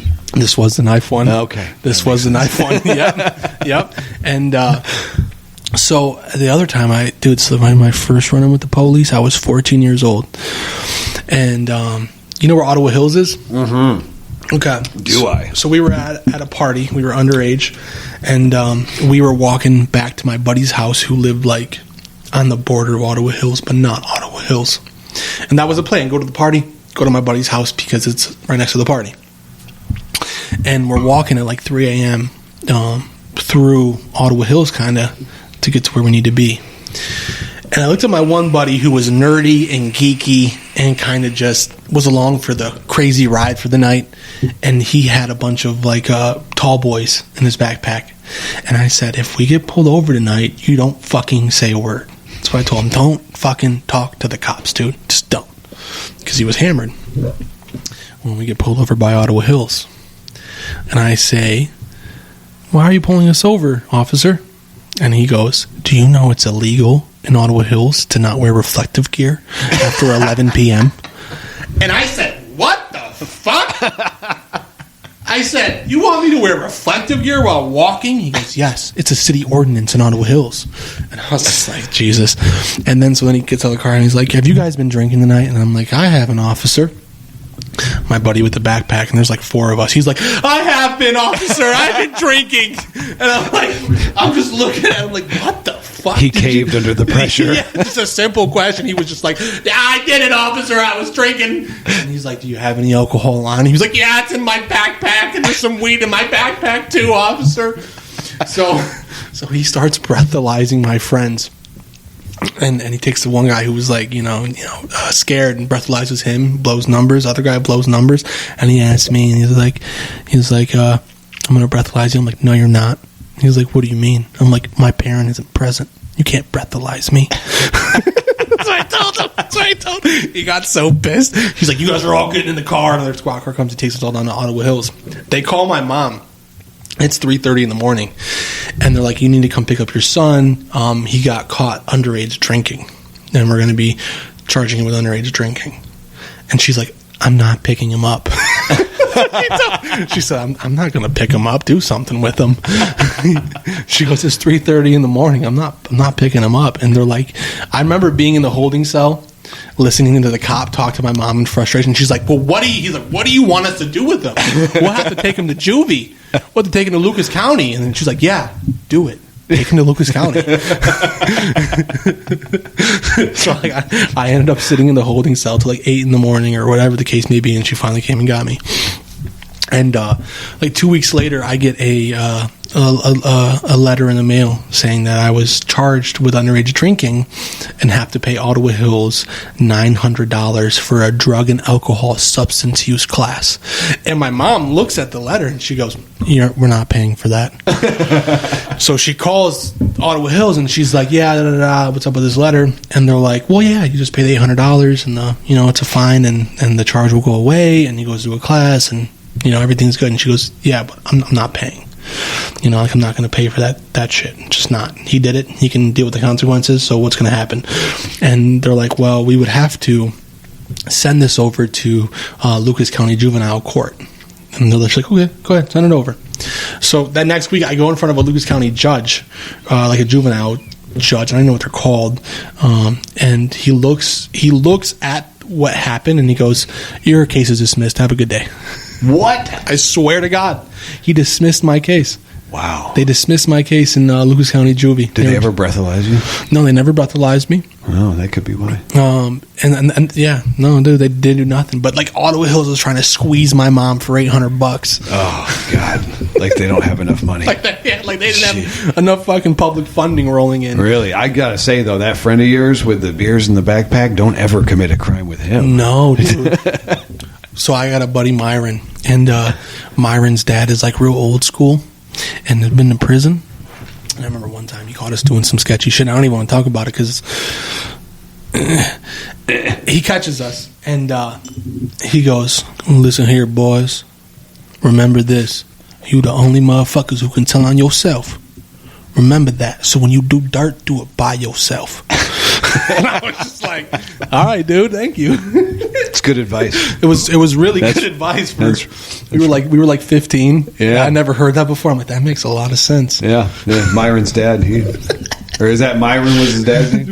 Big Myron, dude. Thanks, Big Myron. Yeah, dude, I needed that back in the day, dude. When I was in Los Angeles and through my whole meth thing, I had this girlfriend, right? And we moved out there together, and I ended up leaving her there when I came back. That's a whole different story. But we were trying to stop doing meth on our own, just white knuckling it, just quit, right? So I was driving my next door neighbor's truck. I can't remember where we were going, but I'm driving his truck, and my girlfriend is with me, and I get pulled over. And they have us on the curb, and they're searching the truck, and they're searching through her purse, and they're like, "Are we going to find anything?" I said, "No, I was, clean. I hadn't been doing anything." So they're going through her purse, and they pull out this baggie of meth, and they go, "Ma'am, you care to explain this?" And she goes, "It's his," and points right at me. Oh no. I said, "You fucking bitch." So they didn't believe her. They didn't believe her. They took her to jail. So then. So you got the last laugh? I got the last laugh. Yeah, she tried to call from jail. I said, decline. I am not accepting that collect call. See you in a couple days. Yeah, and then shortly after, I got a U-Haul and came back to Ohio. How the fuck did you get to LA, dude? That's a great story, actually. I was living in Cincinnati at the time, and dating that girl, and she wanted to be a movie star. So she had always dreamed about going to Los Angeles, and I was 19, 20 years old, and I said, fuck it, let's go. But we couldn't afford to. I didn't have a job. I was a drug addict. I was doing ecstasy and cocaine and whatever you had, and it didn't matter. And I ended up getting hooked up with this guy who knew some college kids that wanted to buy a lot of ecstasy. Perfect right? for you. Perfect, right? And I had the hookup on a lot of ecstasy. So the plan was I was going to take their money and I was going to buy the ecstasy and I was going to give them the pills and I was going to, make some money. But then it occurred to me that why shouldn't I just have all of the money? But they wouldn't give me the money up front, right? They were smart enough to do that. So I came up with a brilliant scheme. I went to the store and I stole a bunch of bottles of aspirin. Now, aspirin, like most pills, have an imprint on it that tells you what the pill is, right? So I also stole some nail files, and I sat and I filed the printing off of 500 aspirin one at a time. This is so incriminating. Has it been 7 years? It's been a long time. They can go fuck themselves. It's been like 21 years, so fuck you. So we meet these guys, and I have this baggie of fake pills of aspirin, and they're in the car and they're counting it. I said, "Really? Are you going to count all of that?" And they say, "No, it looks about right." So they gave me the money, and it was a lot of money back then. It was like $5,000. Jesus. And we took that money and we hit the road, took off. Yeah. So got an apartment. $1 in a dream. Yeah, I'm telling you what, man. It was something. It was something else. I was a big fan of psychedelics back in the day. Yeah, same. Mushrooms especially. And there was this one girl who hit me up for a large amount of mushrooms. And I'll never forget it because it's so funny. I went to Kroger's and I bought a bunch of mushrooms because I didn't have any mushrooms. And I put them all in baggies. And I sold her a lot of mushrooms. And a couple hours later, like 3 hours later, she posts on Instagram about how fucked up she is off the mushrooms that I gave her that were just Kroger brand mushrooms. And then proceeds to call me back for more mushrooms. Wow. Calls me back, and I'm like, I don't have any more. I'm so sorry. Should have went to another Kroger's. Yeah, dude. It was like so crazy because she was just posting on Instagram. Oh my god, check out! Like she had like the backdrop and like was filming like lights. Wow. She was like, this trip has been amazing, and I'm like, there's no trip going on. It is all mental for you. Well, good for her and her placebo. You know? Yeah, dude. That's wonderful. Yeah, dude. So what? You went to LA with spot. Then what was the plan? You got to LA. Then what, dude? There was absolutely no plan. No plan at all. No, we got an apartment in West Hollywood that was way, way out of our price range. You know, right down the street from the Sunset Strip, the Whiskey A Go Go, all those famous spots. And how much did you pay to get in? Oh God, to get into what my apartment? Yeah, it was like $1,900 a month. In 2000. You had to scratch off a lot more aspirin, dude. A lot more. So we ended up not being able to pay our rent. Surprise, surprise. But I got a job at the Tower Records video store. Right on one side of the street was the famous Tower Records, and on the other side of the street was their video store. And I got a job there. And let me tell you what, some of the craziest things, some of the famous people that I met there, like I felt like I was a celebrity. You know, and it was great. Who'd you meet? Oh God, I met Robin Williams. Rest in peace. No, I did. Yeah. Rest in peace. I had a long, really good conversation with Juliette Lewis one time. I met Weird Al Yankovic. Who was your favorite person to meet? Gosh, that's a tough one. Like, what was a favorite conversation you had with somebody? It was probably Juliette Lewis. She was so down to earth. And then months later, I was at the grocery store, and I hear my name called, and it was Juliette Lewis. She not only recognized me, but remembered my name, you know, and just really down to earth. You know, she's a super cool person. She would probably be my favorite that I met while I was there. But my girlfriend got a job at the Rainbow Bar and Grill down the road, down on Sunset. Famous place. She was a waitress. Cypress Hill went there every night, and they'd hang out on the patio and just smoke weed. And at the end of the night, when they had left, all the waitresses would rush to the table to try and pick the joints out of the ashtrays because they smoked some fucking killer shit. But all types of famous people went there. What a crazy world that is in LA, dude, where it's just like the rich, the powerful, the famous, the not so famous, but like also like congealing those worlds together, dude. Yeah. Like being able to, you know, talk to Julia Lewis or see Robin Williams in a capacity of like, hey, this isn't like anything for Hollywood. This is like them living their lives. Yeah. Right? Like that's a fucking humbling experience. They're normal people. Ozzy Osbourne, him at the video store. Like, and this was at the time, like DVDs had really just hit the scene. Like DVDs were new. There was no Netflix. There was none of that. So celebrities, like normal people, rented videos. So they came in and rented videos from me, you know, and all types of different people. You know, I think my one of my favorite people that I hung around with was Lemmy from Motorhead. Also, rest in peace, Lemmy. You hung around with Lemmy from Motorhead? I did. He would drink the same whiskey sours. And, at the bar... I don't even know if they have them anymore because I don't go to bars, but the touchscreen video game machines that they have at bars, the Mega Touch, Lemmy loved it. He loved it. That was his spot at the bar, at the Mega Touch machine, and he would play solitaire and drink his whiskey sours. And it was crazy. He would walk in, and if somebody was in his spot on the machine, he would turn around and leave. No. Yeah. That's how serious Lemmy Kilmeister from Motorhead was about Mega Touch. Jesus, dude. That's like not many people get to say the things you just said. Yeah. Or ever experience what you just said. And all you did, dude, was just move there. Yeah. And it seems like it happened to somebody else. It was so long ago and such a different lifetime ago. Vince Neil from Motley Crue used to hang out there. And he's an asshole. If you're listening, Vince, you're an asshole. One of my favorite stories, one of my favorite experiences, he was there one night, and he loved to have his car parked by the valet guys right out front so everybody could see him coming and going. And I hung out there so much, I was friends with the valet parkers. They were my buddies. I talked to them all the time. Well, he came out, and his car wasn't right out front, and he was mad, and he hit my friend over the head with a pizza box, a to-go pizza box, and without thinking, I punched Vince Neil in the face. No, you didn't. I did. No way. I did. What happened? Did he fight back? He tried to fight back. A pussy? He's the bouncers got in the way because they were also my friends, and they split it up, and he went on his way. I never saw him again, but yeah, not.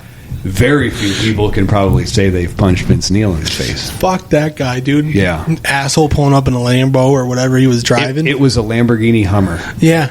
Pulling up in something like that and then acting a fool. Like, those are the kind of people that you realize why people hate people of power. Because, you didn't park my valet car where I wanted it. And he was probably so drunk, he thought he was funny hitting that guy with the pizza box. Oh, yeah. He thought it was funny to him. Yeah, he's just an arrogant asshole.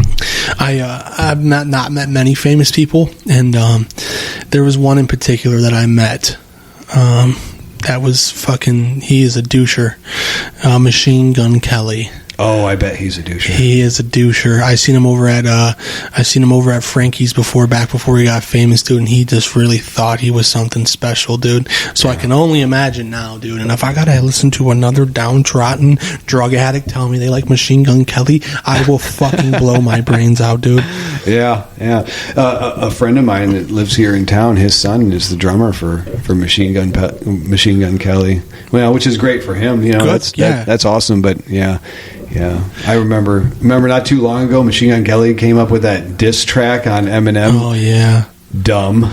Yeah, dude. Rap is a weird place. Yeah. Hip-hop is a weird place where, rappers will vouch for, or that was all about clout. That was all about, having, it's basically if Machine Gun Kelly wrote that song about Eminem, it's because it's going to get some spins in place because it's about Eminem. Yeah. Yeah. And, don't fuck with the Slim Shady, dude. No, you can't. He's the greatest of all time. Yeah, man. Everyone says it. Just leave him alone. Let him retire in peace. Yeah.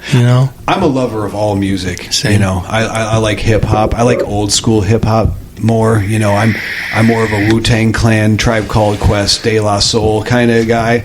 Public Enemy, even old 90s Snoop Dogg, stuff like that. This new stuff, I don't really get into it that much, but I like all music. I even listen to country from time to time. But I live out in the country, and I have a John Deere riding lawnmower, so that's when I listen to country music. So growing up, it was always I grew up with AC/DC. And Metallica, Sublime, Nirvana. Yeah. Those are what my dad grew my dad showed me what I grew up on, which is actually the bands I really enjoy today is Sublime and Nirvana. Yeah. But I remember the first album I bought was there was two of them. I bought Eminem's album. I think it was the Marshall Mathers LP. Was that the first one? I think so. And then 50 Cent's album. That's the first hip-hop albums that I actually physically owned a physical copy of. Yeah. And those were pretty good. And kind of growing up, I listened to a lot of everything, but country right now. Like, I'm not talking like pop country. Yeah. I'm not talking like that shit you hear. I'm talking about country. I'm talking about they're in the holler. Yeah. You know what I mean? I'm talking about they're in some bluegrass Kentucky place, dude. Yeah. And, you know, that's the country that I really like to listen to nowadays. Yeah. Willie Nelson. Yeah, man. There's this really good singer. He plays, a lot of his music is just acoustic, and his name is Tyler Childers. I talk about him a lot. There's Benjamin Todd, and it's like a new experience for me because I'm not, honestly, I wish they made more rock music nowadays. Yeah. I wish there was more I wish there was more alternative music that was being played so I could consume more, because bro, I just go back to the oldies for alternatives and rock and roll, dude. Yeah. You know? I feel like my childhood, my musical upbringing was just shattered recently when 89X out of Detroit went off the air and turned into a country station. Like that was the alternative rock station that I listened to, and now, there's some radio stations that still play some alternative rock, but I'm sorry, I'm not really into Five Finger Death Punch. Yeah. Neither am I, man. I'm an Alice in Chains, Lane Staley, Nirvana. I'll listen to some Soundgarden, you know what I mean? But I'm really into, like, basically, if I can feel what you've been through, yeah, I like it. That's what Lane Staley was really good at, man. Lane Staley was a man. Alice in Chains was my favorite band growing up. I'm not a huge fan of Nirvana, to be honest with you. Back then, it was like, in my group of friends anyways, you either liked one or the other, and I was always an Alice guy. Yeah. I like them both. It's sad they both died. Yeah. There's a little something about me. It's kind of I'm a big Doors fan. Oh, yeah? I'm a huge Jim Morrison fan, dude. Yeah. Like my dad will hear me listen to the Doors, and he's like, dude, my parents used to listen to that. and I'm like, listen, Dad, it's just good, okay? I like Jimmy Morrison. I like the way he sounds, He was a lunatic, but he was great. I love the Doors. My wife is a huge fan of the Doors and Jane's Addiction. Those are her two favorites. Yeah, I think I was just talking about this with somebody.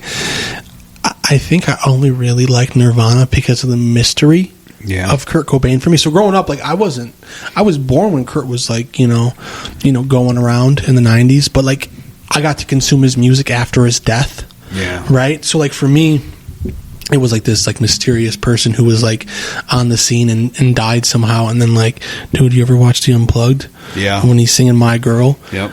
So this is what someone told me. I'm not sure how true it is, but basically,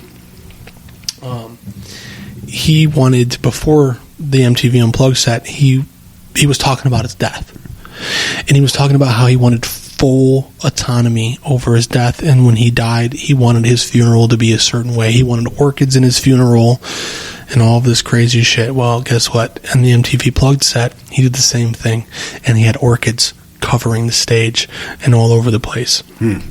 And so supposedly the conspiracy world thinks that Kurt Cobain strategically planned that to be his last set he ever played and last recorded music, and that was his funeral that he was a part of. Wow. It's sad that he wanted to die so bad, but what a way to go out. Yeah. On top of the world, I guess. Lane Staley overdosed, correct? Yeah. Yeah, he was an overdose. Yeah. Yeah, man, it's a shame. Yeah, man, joining that 27 club, joining that, there's a lot. Dude, I mean, come on, dude. Jim Morrison, Kurt Cobain, Jimi Hendrix. I was just going to say Jimi Hendrix, dude. All great fucking music minds that are no longer here because of drugs and alcohol. Yeah. Trying to live that rock star lifestyle, man. Yeah, for sure.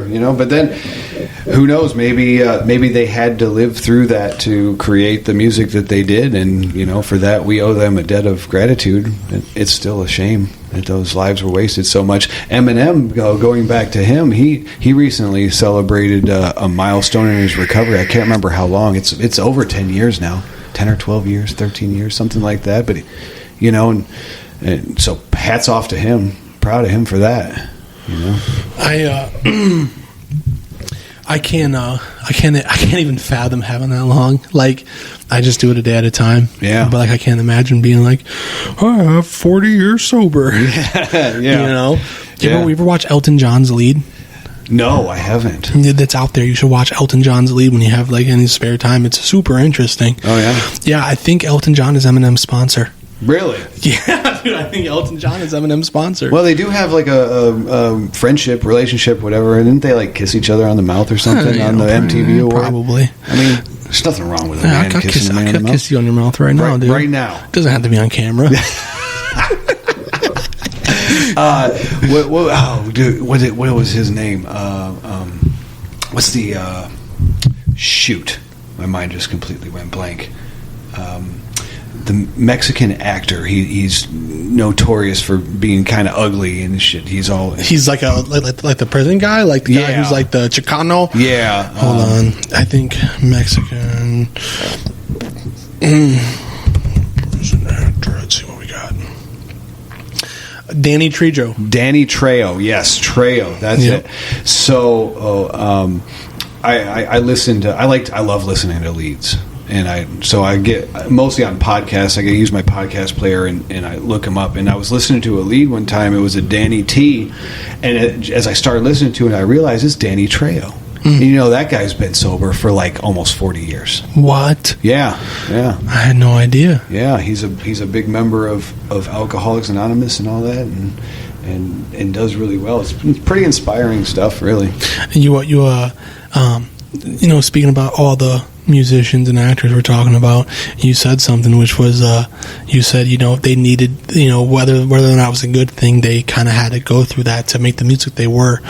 And it's crazy you brought that up because Bradley from Sublime is often noted as saying he started using heroin to be more like Kurt Cobain, so he could write songs like Kurt Cobain was writing. Wow. And that's why he started using heroin. Wow. So like what you said is probably true for some people, where like drugs and alcohol and music kind of go hand in hand. And even not even in music, but just in life in general for people for me, the things that I went through, the things that I did, the things that I experienced, all brought me to this point at this table today, where we're at, in the man I am today. Yeah. I wouldn't change any of it. Not any of it. Not even the bad shit. Because if it wasn't for all the bad shit that I went through, then I like who I am today, and I like where I'm at today, and I don't know if I could have gotten here any other way. Yeah, I wouldn't have changed it either. I would not want to be one of those fucking momos who's like never lived like a good, like, there's something to be said about, like, I don't want to be one of those people at 50 who wake up and like, man, what am I doing? What did I do with my life? Like, I'm happy I can look back for 6 or 7 years and be like, dude, I fucked some shit up, dude. Yeah. I was out there, dude. I did some things, you know what I mean? Like, it wasn't cool being homeless. It wasn't cool living on the streets. It wasn't cool doing, but dude, there was a sense of adventure and like learning in what I did. There was like, now if you keep doing the same old thing, it's a little different. But like, I got to experience a portion of life or some culture of life that not many people get to experience, dude. Yep. That's absolutely true. And I can't fathom, I can't comprehend the people that go to high school and they graduate high school and then they go to college and they get their degree and they know what they want to be already, and then they enter the workforce and then they have a family, and then the American dream with the picket fence and the dog and the kids and all that, and they're perfectly content on the surface all the way through that. I can't understand that, I don't even think that's a real thing. I probably isn't anymore. Really, it's probably an illusion, because people have problems. Money doesn't solve your problems. There was some Facebook post that I posted a couple days ago where it was like listing famous celebrities and the age they had their quote unquote break. Like, Oprah was at like 40, and Morgan Freeman didn't take his first acting role until he was 52, and there's a lot of people who you would think like was born or bred into this and just snapped their fingers and they were there, but really, like, they had so many failures before the success. Yeah. You know what I mean? They were struggling before the success. They had gotten fired from jobs. They thought that there was going to be their career, and they found out that's not what they wanted to do.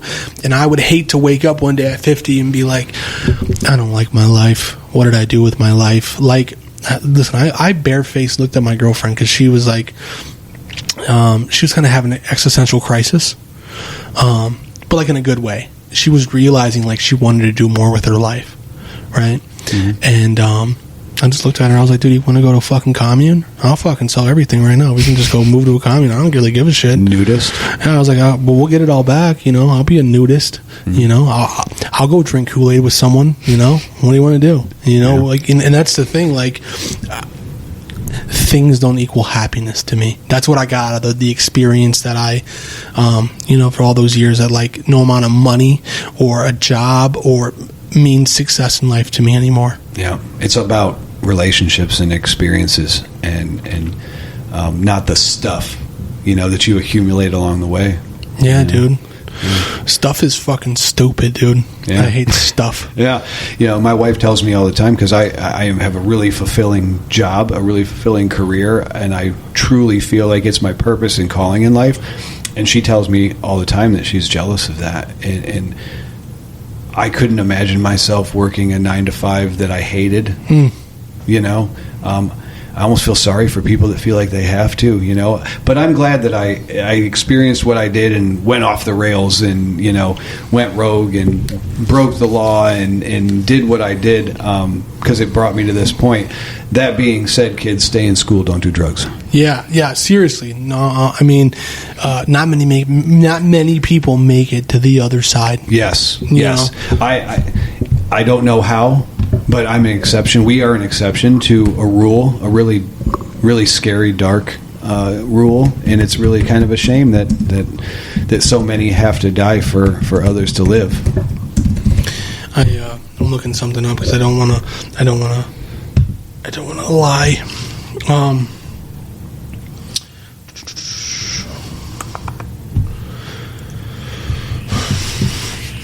Okay, let's see.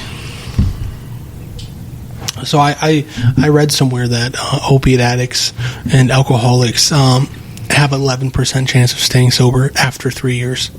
So you have to make it 3 years before you get to the 11th percentile. Wow. So like even then there's a drop off at 3 years. Let's see right here. And looking at a study of 1,162 individuals who remained sober at least 8 years, it was determined that it was challenging to really determine who would stay sober. For example, only about 33% of people who were sober less than a year would remain sober. However, the research indicated that for those who could acquire 5 years of sobriety, their chance of relapse was less than 15%. Wow. Yeah. Damn. You know, it's interesting to hear those statistics, but I still live every day like I have a 100% chance of dying if I pick up again. You know, I have to view it that way. But, you know. Yeah, man, we get a new lease on life, man. You know, I try to explain this to people, and it's hard to explain to people who've never been through it, but like when you get high so long, that's your normal life. Yeah. And when you get sober, it's all like a new experience. You're like, what's this? Mm-hmm. You know, like what, like I'm able to feel things that I wasn't able to feel while I was getting high. Like I have happy cries now. Yeah. You know, like when I like reach like a goal or like a pinnacle or like somewhere that I wanted it and came to fruition and I did it and it was done, I get to like reminisce about it and cry a happy tear. I wasn't doing that. I know what you mean. Last year I paid off my car loan.